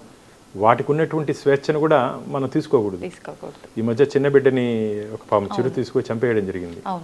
నేను దాంట్లో కూడా నేను హైకోర్టుకి వెళ్ళా. ప్రభుత్వం 5 లక్షలు ఇస్తే ఆ బిడ్డకి 20 లక్షలు ఇవ్వాలని చెప్పి నేను కోర్టుకి వెళ్ళా. అదనంగా ఒక 10 లక్షలు ఇప్పించాను ఆ బిడ్డకి, ఆ తల్లిదండ్రులకి. ఇంకో 10 లక్షల కోసం ప్రయత్నం చేస్తున్నా, కోర్టులో ఉంది ఇంకా స్టిల్ పెండింగ్. కాబట్టి వస్తుంటే భక్తులు అందుకని జాగ్రత్తలు తీసుకున్నాం. కాబట్టి ఏ విధంగా జాగ్రత్తలు తీసుకోవాలో ఆ విధంగా జాగ్రత్తలు తీసుకుంటూ భక్తుల భద్రతే మాకు ముఖ్యం. కాబట్టి భక్తుల భద్రతని దృష్టిలో పెట్టుకొని ఆ 7 కొండలు ఎక్కే ప్రతి భక్తుడికి ఎటువంటి ఇబ్బంది రాకుండా ఏ విధంగా చర్యలు చేయాలో అది మేము తీసుకుంటున్నాం. ఖచ్చితంగా ఇప్పుడైతే మేము ఎటువంటి ఇబ్బంది లేకుండా నడకదారిలో ఉన్నటువంటి సౌకర్యాలన్నీ కల్పిస్తున్నాం. టాయిలెట్స్ కానీ, హెల్త్ క్లినిక్స్ కానీ, ఎమర్జెన్సీ క్లినిక్స్ కానీ అన్నీ పెట్టాం. ఏ భక్తుడు ఇబ్బంది పడకుండా వెళ్ళే అవకాశం ఇప్పుడు కల్పిస్తున్నాం. ఓకే, ఇప్పుడు అంటే గోపురం పైనుంచి విమానం వెళ్ళటము ఇదంతా కూడా అంటే ఇష్యూ మనం వినున్నాం సార్. ఇదంతా అంటే భగవంతుడి ప్రాంగణంలో ఇదంతా జరగటం అనేది ఇతర మతస్థులు కావాలని చేసిన విశేషాలేమో ఇవన్నీ కూడా అని చెప్పి కొన్ని పుకార్లు అయితే పుట్టాయి సార్. దాని గురించి ఏం చెప్తారు? అంటే వైఖానస ఆగమ పద్ధతిలో మనకు నిత్య పూజా విధానాలు కైంకర్యాలు మనకు తిరుమల జరుగుతున్నాయి. మనకు వైఖానస ఆగమం ఏం చెప్తుందంటే విమాన ప్రాకారం పైన ఎటువంటి వస్తువు కూడా ప్రయాణం చేయకూడదు. విమానాలు కూడా వస్తువే కాబట్టి అది కూడా ఒక ఆబ్జెక్టే కాబట్టి అది కూడా ప్రయాణం చేయకూడదు. దాని మీద ఇప్పటికే టీటీమల తిరుపతి దేవస్థానాలు సివిల్ ఏవియేషన్ మంత్రికి ఒక లెటర్ కూడా ఇవ్వడం జరిగింది. ఆ నో ఫ్లై జోన్గా చేయాలని చెప్పి ఒక ప్రయత్నం చేస్తున్నాం. కానీ కొన్ని ఏదో టెక్నికల్ రీజన్స్ వల్ల అది పోస్ట్పోన్ అవుతా ఉంది. ఖచ్చితంగా ఎందుకంటే విశ్వాన్నే నడిపే వెంకటేశ్వరుడు మీద ఎవరు ప్రయాణం చేయకూడదని చెప్పి మేము కూడా దృఢ సంకల్పంతో ఉన్నాం. ఖచ్చితంగా పైన నుండి అధికారులతో మాట్లాడి అక్కడ నుండి విమాన ప్రాకారం మీద ఎటువంటి విమానాలు వెళ్లకుండా ప్రయత్నం ఖచ్చితంగా చేస్తాం. ఓకే, ఇప్పుడు సాధారణంగానే మీరు చెప్పినట్టు ఒకప్పటికి ఇప్పటికీ దాదాపు కొన్ని లక్షల మంది దర్శనానికి వస్తున్న ప్రదేశం ఏదైనా ఉంది అని అంటే అది టీటీడీనే, ఇంకా వేరే చెప్పక్కర్లేదు. అయితే విడి రోజుల్లోనే భక్తుల రద్దీ ఈ రకంగా ఉండి అంటే అక్కడ ఉండే సెక్యూరిటీ వాళ్ళు కూడా అదుపు చేయలేని స్థితిలో ఉంటుంది. ఇంకా స్పెషల్ రోజుల్లో అయితే ఇంకా బీభత్సంగా ఉంటుంది సార్, చెప్పక్కర్లేదు. అటువంటి సందర్భాల్లో ఎలాంటి జాగ్రత్తలు తీసుకుంటూ ఉంటారు విశేషంగా? అంటే చాలామంది పాపం వైకుంఠ ఏకాదశి, గరుడు సేవ ఇలాంటి సందర్భాల్లో స్వామివారిని వచ్చి చూడాలి, స్వామివారి కృపా కటాక్షం మా మీద ఉండాలని చెప్పి అనుకుంటారు. కానీ కలియుగ ప్రత్యక్ష దైవం వెంకటేశ్వర స్వామి అమ్మ. ఇక్కడ ఉండేది వెంకటేశ్వర స్వామి. 365 రోజులు వారి కృప దీవెనలు అభయహస్తంతో ఉంటాడు స్వామి. కాబట్టి ఏ రోజు వచ్చినా ఒకే ఫలితం దక్కుతుంది. ఆ రోజు వచ్చినంత మాత్రం అదనంగా ఫలితం వస్తుంది, డైరెక్ట్గా స్వర్గానికి పోతాం అట్టంతా ఏం లేదు. ఖచ్చితంగా ఈ క్షేత్రానికి ఏ రోజు స్వామిని వారిని చూసినా అదే ఆశీర్వాదం స్వామివారి నుంచి దక్కుతుంది అని ఒక తృప్తితో భక్తులు కానీ రాగలిగితే. ఎందుకంటే వైకుంఠ ఏకాదశి మా అందరికి మేము ఫోన్లు ఆఫ్ చేసుకోవాలి ఆ రోజు, అంత ఒత్తిడి ఉంటుంది. బ్రహ్మోత్సవాలు, గరుడు సేవ ఇవన్నీ తీవ్రమైన ఒత్తిడి ఉంటుంది. ఎందుకంటే మా కెపాసిటీ మనమంతా మానవులం, మనమేమి దేవుళ్ళు కాదు. మన దగ్గర మంత్ర దండం ఏముండదు, హోమ్ ఫట్ అంటే జరిగిపోయేదాన్ని. మన ప్రయత్నం మన మానవ ప్రయత్నం అందరం కలిసి ప్రయత్నం చేస్తేనే ఏదైనా విజయవంతం అవుతుంది, సాధ్యమవుతుంది. ఇప్పుడు మాకు 2 లక్షల కెపాసిటీ, 5 లక్షల మంది వస్తే ఎట్లా హ్యాండిల్ చేస్తాం చెప్పండి. మన దురదృష్టం లాస్ట్ వైకుంఠ ఏకాదశికి జరగడానికి సంఘటన జరిగింది. స్వామివారి దగ్గరికి వచ్చినప్పుడు ఆ వస్తున్న భక్తుల భద్రత తీసుకోవాల్సిన బాధ్యత మా మీద ఉంది. కానీ దాంట్లో నడుచుకోవాల్సిన బాధ్యత కూడా భక్తుల మీద ఉంది. మనకు టీటీడీ ఇచ్చినటువంటి గైడ్ లైన్స్ని ఎందుకోసం చెప్తాం, భక్తుల కోసం చెప్తాం. కానీ మీరు చెప్పినట్టు ఆ విఐపీ కల్చర్ని ఖచ్చితంగా తగ్గించాల్సిన అవసరం ఉంది. విఐపీకి రెడ్ కార్పెట్ వేసి చేయడం ఖచ్చితంగా తగ్గించాల్సిన అవసరం ఉంది. ఇప్పుడు ఆ మార్పుకి ఈ ప్రభుత్వం శ్రీకారం చుట్టింది. గతంలో ఉన్నటువంటి ప్రివిలేజ్ మా బోర్డుకి చాలా తగ్గించేశారు.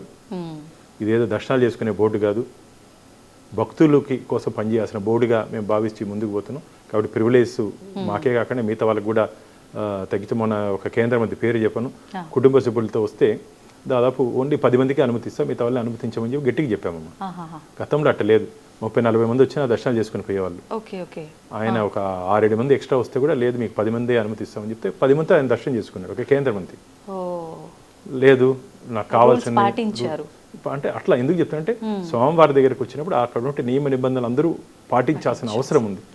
కాబట్టి ఇదేదో నాది దేవస్థానం కాదు, మన దేవస్థానం వెంకటేశ్వర మన మన మన వెంకటేశ్వర స్వామి. నేననే స్వార్థంతో వస్తే ఖచ్చితంగా ముట్టుకే పడుతుంది. స్వామివారి కోసం రండి, ఖచ్చితంగా అక్కడ ఉంటే నియమ నిబంధనలు అందరూ విఐపీస్తో పాటు భక్తులు కూడా అసలు ఆ పదమే తీసేయాలి, మా సాధారణ భక్తులు అనే పదమే తీసేయాలి. మాకు చాలా బాధ వేస్తుంది. గోవిందుడు అందుకని చెప్పింది, గోవిందుడు అందరి వాడు కొందరి వాడు కాకూడదని. భక్తులు అని చెప్తే బాగుంటుంది కానీ అందరి సాధారణ భక్తులు విఐపీ తేడా లేకుండా చేయాలని చెప్పి సంకల్పం ఉంది. కానీ వెంకటేశ్వర స్వామి దగ్గర కుదరట్లా మేము క్యాలిక్యులేట్ చేస్తే. ఎందుకంటే ఈరోజు మీరు కానీ గమనించినట్టయితే స్వామివారికి ఫిక్స్డ్ డిపాజిట్స్ 20,000 కోట్లు ఉన్నాయండి. 20,000 crores ఫిక్స్డ్ డిపాజిట్స్ ఉన్నాయి. సో హుండీలు వేసే కానుకల్ని మేము బ్యాంక్లో ఫిక్స్డ్ డిపాజిట్ రూపంలో మారుస్తున్నాం. ఆ వచ్చే ఇంట్రెస్ట్ దాదాపు 6.5% అంటే ఏడాదికి 1,500 కోట్లు మాకు ఇంట్రెస్ట్ వస్తుంది. ఇంట్రెస్టే తలనీలాలు మనం అనుకుంటే తలనీలాలు ఆక్షన్ ద్వారా 150 కోట్లు దాదాపు వస్తుంది మాకు ఏడాదికి. స్వామి కొంగు బంగారం ఏం పట్టుకున్నా బంగారమే స్వామి దగ్గర, అలంకార ప్రియుడు ఆయన. అసలు ఆయన ఒక్కొక్క రోజు చూస్తే ఒక్కొక్క విధంగా ఉంటాడు. నాకైతే మనిషిని చూసినట్టే ఉంటుంది. ఆలయంలోకి వెళ్ళి ఆయన చూస్తే ఎక్కడ కదులుతాడన్న ఫీల్ కూడా వస్తుంది ఒక్కొక్కసారి, అందం కానీ ఇది కానీ. ఆ భక్తులందరూ అదే అనుభూతిని పొందుతారు. చాలామంది లోపలికి ఆలయంలోకి వస్తే ఏడుస్తారు స్వామివారిని చూసి, కళ్ళలో నీళ్ళు వచ్చేస్తాయి. ఆ ఆనంద స్వరూపుని చూస్తే కళ్ళలో నీళ్ళు వచ్చేస్తాయి. అలాంటి దేవదేవుడు అక్కడ ఉంటే పవిత్రతని కాపాడుకుంటూ అక్కడ వచ్చినట్టు భక్తులు కూడా ఈ మధ్య మీ ద్వారా చెప్పాలనుకుంటున్నా, ఈ రీల్స్ కల్చర్ వచ్చేసింది. నిన్న మొన్న కూడా ఏదో ఒక యాంకరు రీల్ చేసి, దయచేసి ఇది ఒక ధార్మిక క్షేత్రం, దాన్ని మీరేదో టీఆర్పీ రేటింగో మీ రేటింగ్ కోసమో ఒక ధనార్జన క్షేత్రంగా మార్చొద్దండి. ధార్మిక క్షేత్రాన్ని ధార్మిక క్షేత్రంగా నిలబెట్టుకుంటూ మీకు ఏదైనా రీల్ గిల్లు చేసుకుంటే ఊటీ, కొడైకెనాల్, కోయంబత్తూరు పోయి చేసుకోండి. తిరుమల క్షేత్రంలో ఎవరు వచ్చి రీల్స్ చేయాల్సిన అవసరం లేదు. మాకు ఎస్వీబీసీ ఛానల్ ఉంది, అక్కడ నుండి వైభవాన్ని స్వామివారి ఈ మహత్యాన్ని మేము ఎస్వీబీసీ ద్వారా మేము చూపించే ప్రయత్నం మేము చేస్తాం. కాబట్టి తిరుమలకు వస్తున్నటువంటి భక్తులు స్వామి మీద భక్తితో రండే కానీ ఇక్కడ వచ్చిన తర్వాత వెక్కిలి చేస్తూ చేస్తూ రీల్స్ చేస్తే మాత్రం ఇప్పటికే మేము వారి మీద కఠిన చర్యలు తీసుకుంటున్నాం. భవిష్యత్తులో మీ ద్వారా అందరికీ చెప్తున్నాను, ఇది ధార్మిక క్షేత్రాన్ని కాపాడుకోవాల్సిన నైతిక బాధ్యత మనందరి మీద ఉంది. ధర్మో రక్షిత రక్షిత అంటారు. అంటే వెంకటేశ్వర స్వామి దగ్గర ఈ ప్రాంతం మనం కానీ గమనించినట్టు ధర్మో రక్షిత రక్షితగా, ధర్మాన్ని మనం కాపాడితే ధర్మం మనల్ని కాపాడుతుంది. కాబట్టి అందరం స్వామివారి సేవకుడిగా రావాలి తప్ప ఇక్కడ ఏదో మీరు ఇంతకుముందు చెప్పినట్టు రెడ్ కార్పెట్ నేనేదో ఈ హోదా ఈరోజు పదవి ఉంటుంది, రేపు వెళ్ళిపోతుంది. కలియుగాంతం వరకు వెంకటేశ్వర స్వామి ఉంటాడు, అది గుర్తుపెట్టుకోవాలి. కలియుగాంతం వరకు మనం వెంకటేశ్వర స్వామి ఉంటాం, మనం ఈ రోజు ఉంటాం, రేపు వెళ్ళిపోతాం. ఆయన ఆడిస్తే ఆడే మనమే ఆయన ముందు ఆటలాడితే ఇంతకుముందు చెప్పనేది ముట్టికే వేస్తాడు. ఆయన దగ్గర ఎవరన్నా తప్పు చేస్తే ఈ చేత్తో చేస్తే ఈ చేత్తో అనుభవిస్తారు. వెంకటేశ్వర స్వామి దగ్గర తప్పు చేసిన వాడు తప్పించుకునే అవకాశమే లేదు, రాసి పెట్టుకోండి. తప్పు చేసిన వాడు తప్పించుకునే అవకాశమే లేదు. వడ్డీ, మా స్వామికి ఇంక ముద్దు పేరుంది, వడ్డీ కాసులు వాడు అంటాడు. వడ్డీతో పాటు ఇస్తాడు. మిగతా స్వాములు ఏదైనా కొద్దిగా ఆడి వరకు సెటిల్ చేస్తారేమో కానీ వెంకటేశ్వర స్వామి వడ్డీతో పాటు వాటి వసూలు చేస్తాడు. ఆయన మహిమలు కానీ లీలలు కానీ ఎవరికి అర్థం కాదు, అర్థమయ్యేంత వరకు వాడు ఉండడు. అంటే మొక్కుల్లోనే కాదు స్వామి వడ్డీలు వసూలు చేసేది, చేసే పనుల్లో కూడా. అయ్యో, నేను చూస్తే ఆయన ముచ్చటగా ముద్దుగా కనపడతాడు. నేను చాలా సందర్భాలు చెప్పడం జరిగింది. వెంకటేశ్వర స్వామి ఉగ్ర నరసింహుడు కూడా అవుతాడు, ఒక్కొక్కసారి ఉగ్ర నరసింహుడు కూడా అవుతాడు. కాబట్టి జాగ్రత్తగా ఉండండి ఆయన దగ్గర. ఏదో అలంకార స్వరూపుడు వజ్రాలు వైడూర్యాలతో కనపడుతున్నాడు కదా, మనం ఏం చేసినా చెల్లిపోతుందనే అహంకారం పోవద్దండి. ఉగ్ర నరసింహుడు కూడా అవుతాడు, కలియుగ ప్రత్యక్ష దైవం ఆయన. కాబట్టి ఆయనతో ఆటలాడద్దండి, ఆరాధన కోసమే రండి తప్ప ఆయనతో ఆటలాడద్దండి అని చెప్పి మీ ద్వారా చెప్తున్నాను.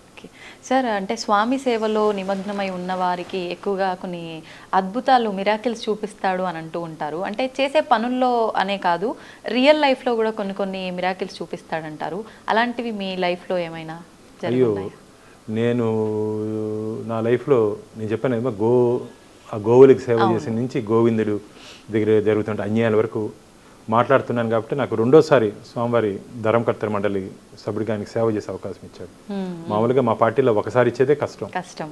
రెండోసారి స్వామివారి సేవకు మళ్ళా స్వామివారి నన్ను తీసుకొని పార్టీ నన్ను పంపించిందంటే ఖచ్చితంగా స్వామివారికి పట్ల అంకిత భావంతో, త్రికరణ శుద్ధితో ఖచ్చితంగా పనిచేస్తే స్వామివారు, ఎందుకంటే నాకన్నా మేధావులు ఉన్నారు, నాకన్నా బాగా కష్టపడేవాళ్ళు ఉన్నారు, నాకన్నా ధార్మికవేత్తలు ఉన్నారు. కానీ భగవంతుడు నాకు రెండోసారి అవకాశం ఇచ్చాడంటే ఏదో ఇంకా పని, నేను చేయాల్సిన పని ఉందని నేను భావిస్తున్నా. కాబట్టి ఆ ఏమేమి పని పెండింగ్ ఉందో ఖచ్చితంగా పూర్తి చేసి స్వామివారి సేవలు పూర్తి చేసి ఈ ఏడాది కాలంలో ఇంకో శ్రీవారి వైద్య సేవ అని ఇంకొక ఇంతకుముందు మీరు చెప్పిన తర్వాత ఈ ఏజెన్సీ ప్రాంతాల్లో వైద్యానికి నోచుకోలేకుండా ఏజెన్సీ ప్రాంతాల్లో గిరిజన బిడ్డలు ఇబ్బంది పడుతున్నారు. నేను మన శ్రీశైలం పోయినప్పుడు నేను ఐడెంటిఫై చేశాను. ఆ ఏజెన్సీ ప్రాంతాల్లో కూడా శ్రీవారి వైద్య సేవ ద్వారా నెలకు ఒకసారి స్వామివారి కళ్యాణం నిర్వహించి సాయంత్రం పూట ఉదయం నుంచి సాయంత్రం వరకు వారికి దాని కూడా ఈ మెడికల్ టెస్టులు చేసి దాంట్లో ఏమేమైనా వాళ్ళకి ఇబ్బందులు ఉంటే, ఎంత పెద్ద ఆపరేషన్ అయినా సరే ఆంధ్రప్రదేశ్లో ఉన్నటువంటి ఈ మల్టీ హాస్పిటల్, పెద్ద హాస్పిటల్, మల్టీ స్పెషాలిటీ హాస్పిటల్స్ అందరినీ టీటీడీ అంబరెన్లా కిందకి తీసుకొని వచ్చి వారి ద్వారా శ్రీవారి వైద్య సేవలు వాళ్ళని ఇంక్లూడ్ చేసి, ఇప్పుడు మనం ఈరోజు టెస్ట్ చేసాము ఒక 500 మందికి, దాంట్లో ఒక 10 మందికి హార్ట్లో ఏదో కిడ్నీ ఏదైనా ప్రాబ్లం ఉంది, ఎమర్జెన్సీ ఆపరేషన్ చేయకపోతే చనిపోతారు, అలాంటి వారికి ఫ్రీగా ఆపరేషన్ చేయాలి. అంటే మారుమూల గ్రామాల్లో మెడికల్ క్యాంప్స్ చేయాలని చేసి, అది ఏదో క్యాంప్ మారిగా ఫోటో ఎగ్జిబిషన్ మారిగా కాకుండా లాస్ట్ వరకు ఆ ట్రీట్మెంట్ స్క్రీనింగ్లో వచ్చిన తర్వాత వాళ్ళకి ఏమి ఇబ్బంది ఉందో దాన్ని ఐడెంటిఫై చేసి సర్జరీ చేయాలి. సర్జరీ అయిన తర్వాత కొందరికి మాత్రలతో తగ్గే ప్రాబ్లమ్స్ ఉంటాయి, దాన్ని పూర్తి కోర్సు ఏదో వచ్చి ఒకరోజు 2 కోర్సులు 2 రోజులు ఫోటోల కోసం కాకుండా పూర్తి స్థాయిలో వారికి ఉన్నటువంటి ఏముందో ఆరోగ్య ఇబ్బంది ఉందో అది మొత్తం బాగుపడేంత వరకు వారికి ట్రీట్మెంట్ ఇవ్వాలని చెప్పి ఈ పాయింట్ కూడా మర్చిపోయాను నేను. ఈ శ్రీవారి వైద్య సేవ కూడా తీసుకురావాలని నేను మాకు టైం సరిపోవట్లేదు ఏడాది పూర్తిగా ఇప్పటికే, ఎందుకంటే ఏడాది పూర్తి అయిపోయింది, ఇంకా ఏడాది ఉంది మాకు. ఈ ఏడాదిలో ఇవన్నీ ప్రయారిటీస్లో పెట్టుకొని చేయాలని ఆలోచిస్తున్నా. ఖచ్చితంగా చేసే విధంగా వెంకటేశ్వర నాకు బలం ఇస్తాడని చెప్పి ఆశ ఉంది. నిజంగా ఎంత గొప్ప మనసు అనిపిస్తోంది సార్ మీతో మాట్లాడుతుంటే. అంటే ప్రతి ఒక్కరూ పదవి కాలం తగ్గిపోతుంది అని అంటే సంపాదించి పక్కకేసే సమయం పోతుందేమో అనుకుంటూ ఉంటారు సాధారణంగా. మీరేమో నేను చేయాల్సిన సేవలు ఎక్కడ మిగిలిపోతాయో అని ఆలోచిస్తున్నారు. నిజంగా ఒక మంచి హ్యూమన్ బీయింగ్ ఎలా ఉండాలో మీరు అలా కనిపిస్తున్నారు సార్ నిజంగా. అందుకే స్వామి మిమ్మల్ని ఎంచుకొని ఉంటాడు ఆయన సేవలకన్నిటికి కూడా. సార్ ఈ విషయాలన్నీ కాసేపు పక్కన పెడితే మీ కుటుంబం గురించి, వ్యక్తిగత విషయాల గురించి, అంటే మీది లవ్ మ్యారేజ్ అని విన్నాను, వాటి గురించి ఏమైనా కొన్ని విషయాలు. నేను నా శ్రీమతి కలిసి చదువుకున్నాం చిన్నప్పటి నుంచి, ఎయిత్ నుంచి మేము కేజెక్స్లో కలిసి చదువుకున్నాం. ఆ 8th క్లాస్లో చిన్న డ్రామా వేసాం, స్నో వైట్ అండ్ 7 డ్రాప్స్ అని.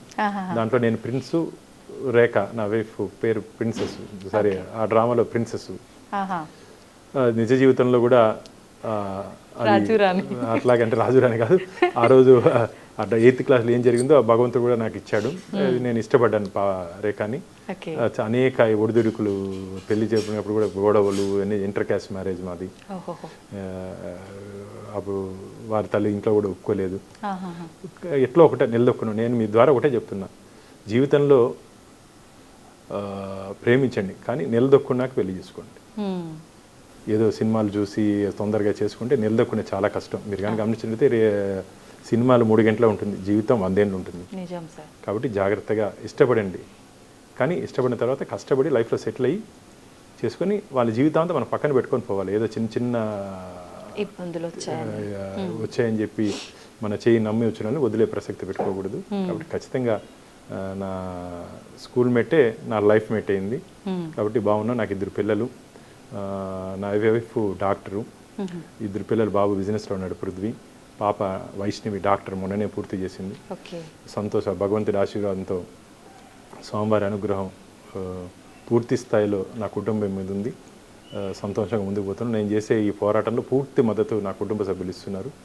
వారికి మేము స్వామివారి మా అందరి మీద చల్లని చూపు ఉండాలని చెప్పి మీ ద్వారా నేను కోరుకుంటున్నాను.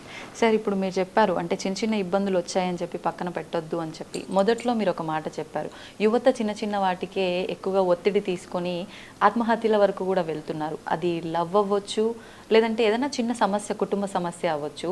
అసలు లవ్ అంటే మీ ఉద్దేశం ప్రకారంగా ఏంటి? ఇప్పుడున్న జనరేషన్ ప్రకారంగా లవ్ అనేది ఒక ఆకర్షణ మాత్రమే. అసలు ఆ నిజమైన లవ్ అంటే ఏంటి సార్? లవ్ అంటే అట్రాక్షన్ కాదు, కమిట్మెంట్.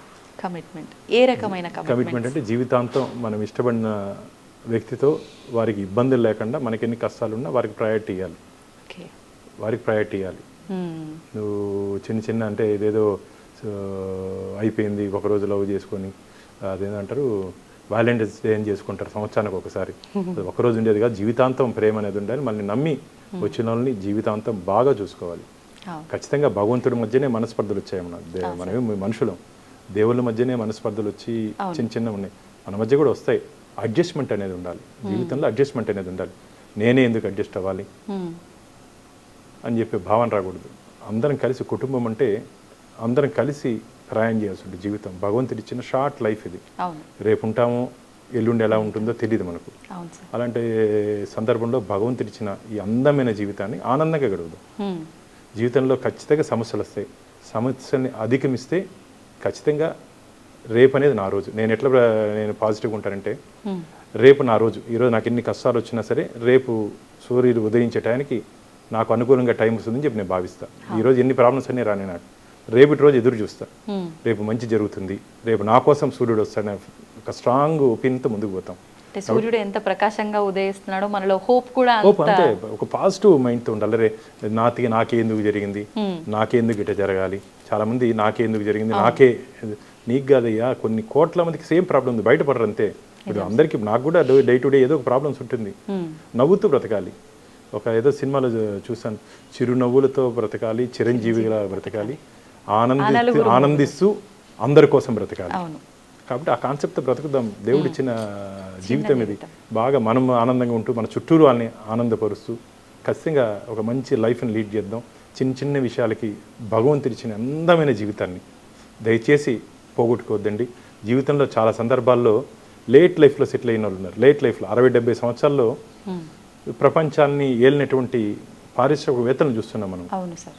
కాబట్టి ఈ ఒక్కరోజు ఏముంది, రేపు నా రోజు సక్సెస్ అవుదాం, అయి చూపిద్దాం. మనము జంతువులు మారకు కాదు కదా, మనుషులు మనకు ఒక హోప్ ఉంది. ఆ హోప్ని ఎవరు దయచేసి పోగొట్టుకోవద్దండి. హోప్తో బ్రతకండి, ఆశయం ఆశతో ఖచ్చితంగా బ్రతికితే అద్భుతాలు జరుగుతాయి. అది మన లైఫ్లోనే జరుగుతాయి. ఆ ఆకాంక్షతో మనం ఖచ్చితంగా ముందుకు పోతే ఖచ్చితంగా భగవంతుడు కూడా మనకు తోడుకుంటాడు. కానీ ఒకటి చెప్తున్నా, చెడు మార్గంలో పోవద్దండి, చెడు మార్గంలో పోవద్దండి, సన్మార్గంలో పోదాం. ఈ చిన్న చిన్న అట్రాక్షన్స్కి, ఈ దాని ఏమంటారు, ఈజీ మనీకి అలవాటు పడితే రిస్క్, ఈజీ మనీకి అలవాటు పడితే ఈజీగా వచ్చే డబ్బు నిలబడదు. ఈజీ మనీకి అలవాటు పడద్దండి. తృప్తిగా మీరు చేసే ఉద్యోగంలో కానీ, కష్టంలో కానీ, కూలి అయినా నాలి అయినా సరే, మనకు వచ్చినటువంటి భగవంతుని ఎంత ఇస్తామో అంతే, దాంతోనే తృప్తి పడదు. ఇక్కడికే నా లైఫ్, దాన్ని కోరికలను అదుపు చేసుకుంటే ఖచ్చితంగా లైఫ్ బాగుంటుంది. కోరికలు అదుపు చేసుకోకపోతే ఏదో సినిమా ఉంది, కోరికలే గుర్రాలు అయితే అనేది ఉంది, అట్లా జీవితం చెడిపోతుంది. కాబట్టి మనకున్నటువంటి కమిట్మెంట్స్తో ఒక మంచి ఆదర్శవంతమైన జీవితాన్ని నడుపుతూ ముందుకు పోతే ఖచ్చితంగా లైఫ్ చాలా బాగుంటుంది. నేటి యువత ఎవరు ఎమోషన్స్కి లోను కావద్దండి. ఖచ్చితంగా భగవంతుడు ఇచ్చినటువంటి అందమైన జీవితాన్ని మంచిగా తీసుకొని ముందుకు పోతాం. ఎందుకంటే మనతో నమ్ముకున్న చాలామంది ఉంటారు. నువ్వు సూసైడ్ చేసుకోకపోతే నేను నమ్మిన తల్లి కానీ, నీతో పాటు ఉన్నటువంటి స్నేహితులు కానీ, వీళ్ళందరూ స్నేహితులన్నా కొద్దిగా ఒక నెల 2 నెలల సంవత్సరం బాధపడతారు. ఫ్యామిలీ అనేది చెడిపోతే జీవితాంతం నాకు కొన్ని కుటుంబాలు ఇంకా చూస్తాను, ఇంకా ఏడుస్తున్నారు. కోలుకోలేరు. మీరు ఎందుకు చెప్పండి? తల్లిదండ్రులను బాధపెట్టి, తోబుట్టుని బాధపెట్టి సాధించేది ఏముండదు. ఆ ఒక్క క్షణం నిలదొక్కుంటే భవిష్యత్తు ఆకాశమే నీ హద్దు. ఎగిరే గాలిపటాన్ని ఆదర్శంగా తీసుకోండి, ఎగిసిపడే కెరటాన్ని ఆదర్శంగా తీసుకోండి. అంటే ఎదురు గాలికి ఎదిరే గాలిపటం ఆదర్శంగా తీసుకోండి. పడి లేచినటువంటి కెరటాన్ని ఆదర్శంగా తీసుకుంటే ఖచ్చితంగా మన జీవితం కూడా ఉన్నత కెరటాలకి, శిఖరాలకి ఎదిగే అవకాశం ఉంది. సూపర్ సార్, నిజంగా ఒక మంచి మోటివేషన్ మా వర్డ్స్ అని చెప్పొచ్చు సార్. మీరు చెప్పిన ప్రతి ఒక్కటి కూడా ఇలాంటి మాటలు ప్రస్తుత జనరేషన్లో ఉన్న వాళ్ళు, అలా ఇబ్బందులకు లోనవుతున్న వాళ్ళకి ఈ వీడియో కనుక మీ మాటల రూపంలో వెళ్ళగలిగితే ఒక ఆనిముత్యమే సార్ ప్రతి ఒక్క మాట కూడా. మంచి message sir. Thank you sir. Thank you very much. నమస్తే. And for more videos, please subscribe to iDream. Please subscribe to iDream. Please subscribe iDream. And please subscribe to iDream. For more videos, subscribe to iDream. please like, share and subscribe to the channel. Congratulations, iDream. Subscribe to iDream. Subscribe to iDream. So subscribe to iDream Media. iDream team andarki huge congratulations. Please subscribe iDream Media. Please subscribe to iDream. Subscribe iDream. Please subscribe to iDream. iDream అంటే నా కళల ఛానల్ను subscribe చేసుకున్న నోరు తిరుగుతలేదు, మీరైతే గంట గుర్తు కొట్టండి. For more such videos, please subscribe to iDream. Subscribe to iDream. Please subscribe to iDream. Please subscribe iDream Media. Please do subscribe to iDream. Please subscribe to iDream Media. For best entertainment and information, please subscribe iDream. And don't forget to subscribe to iDream.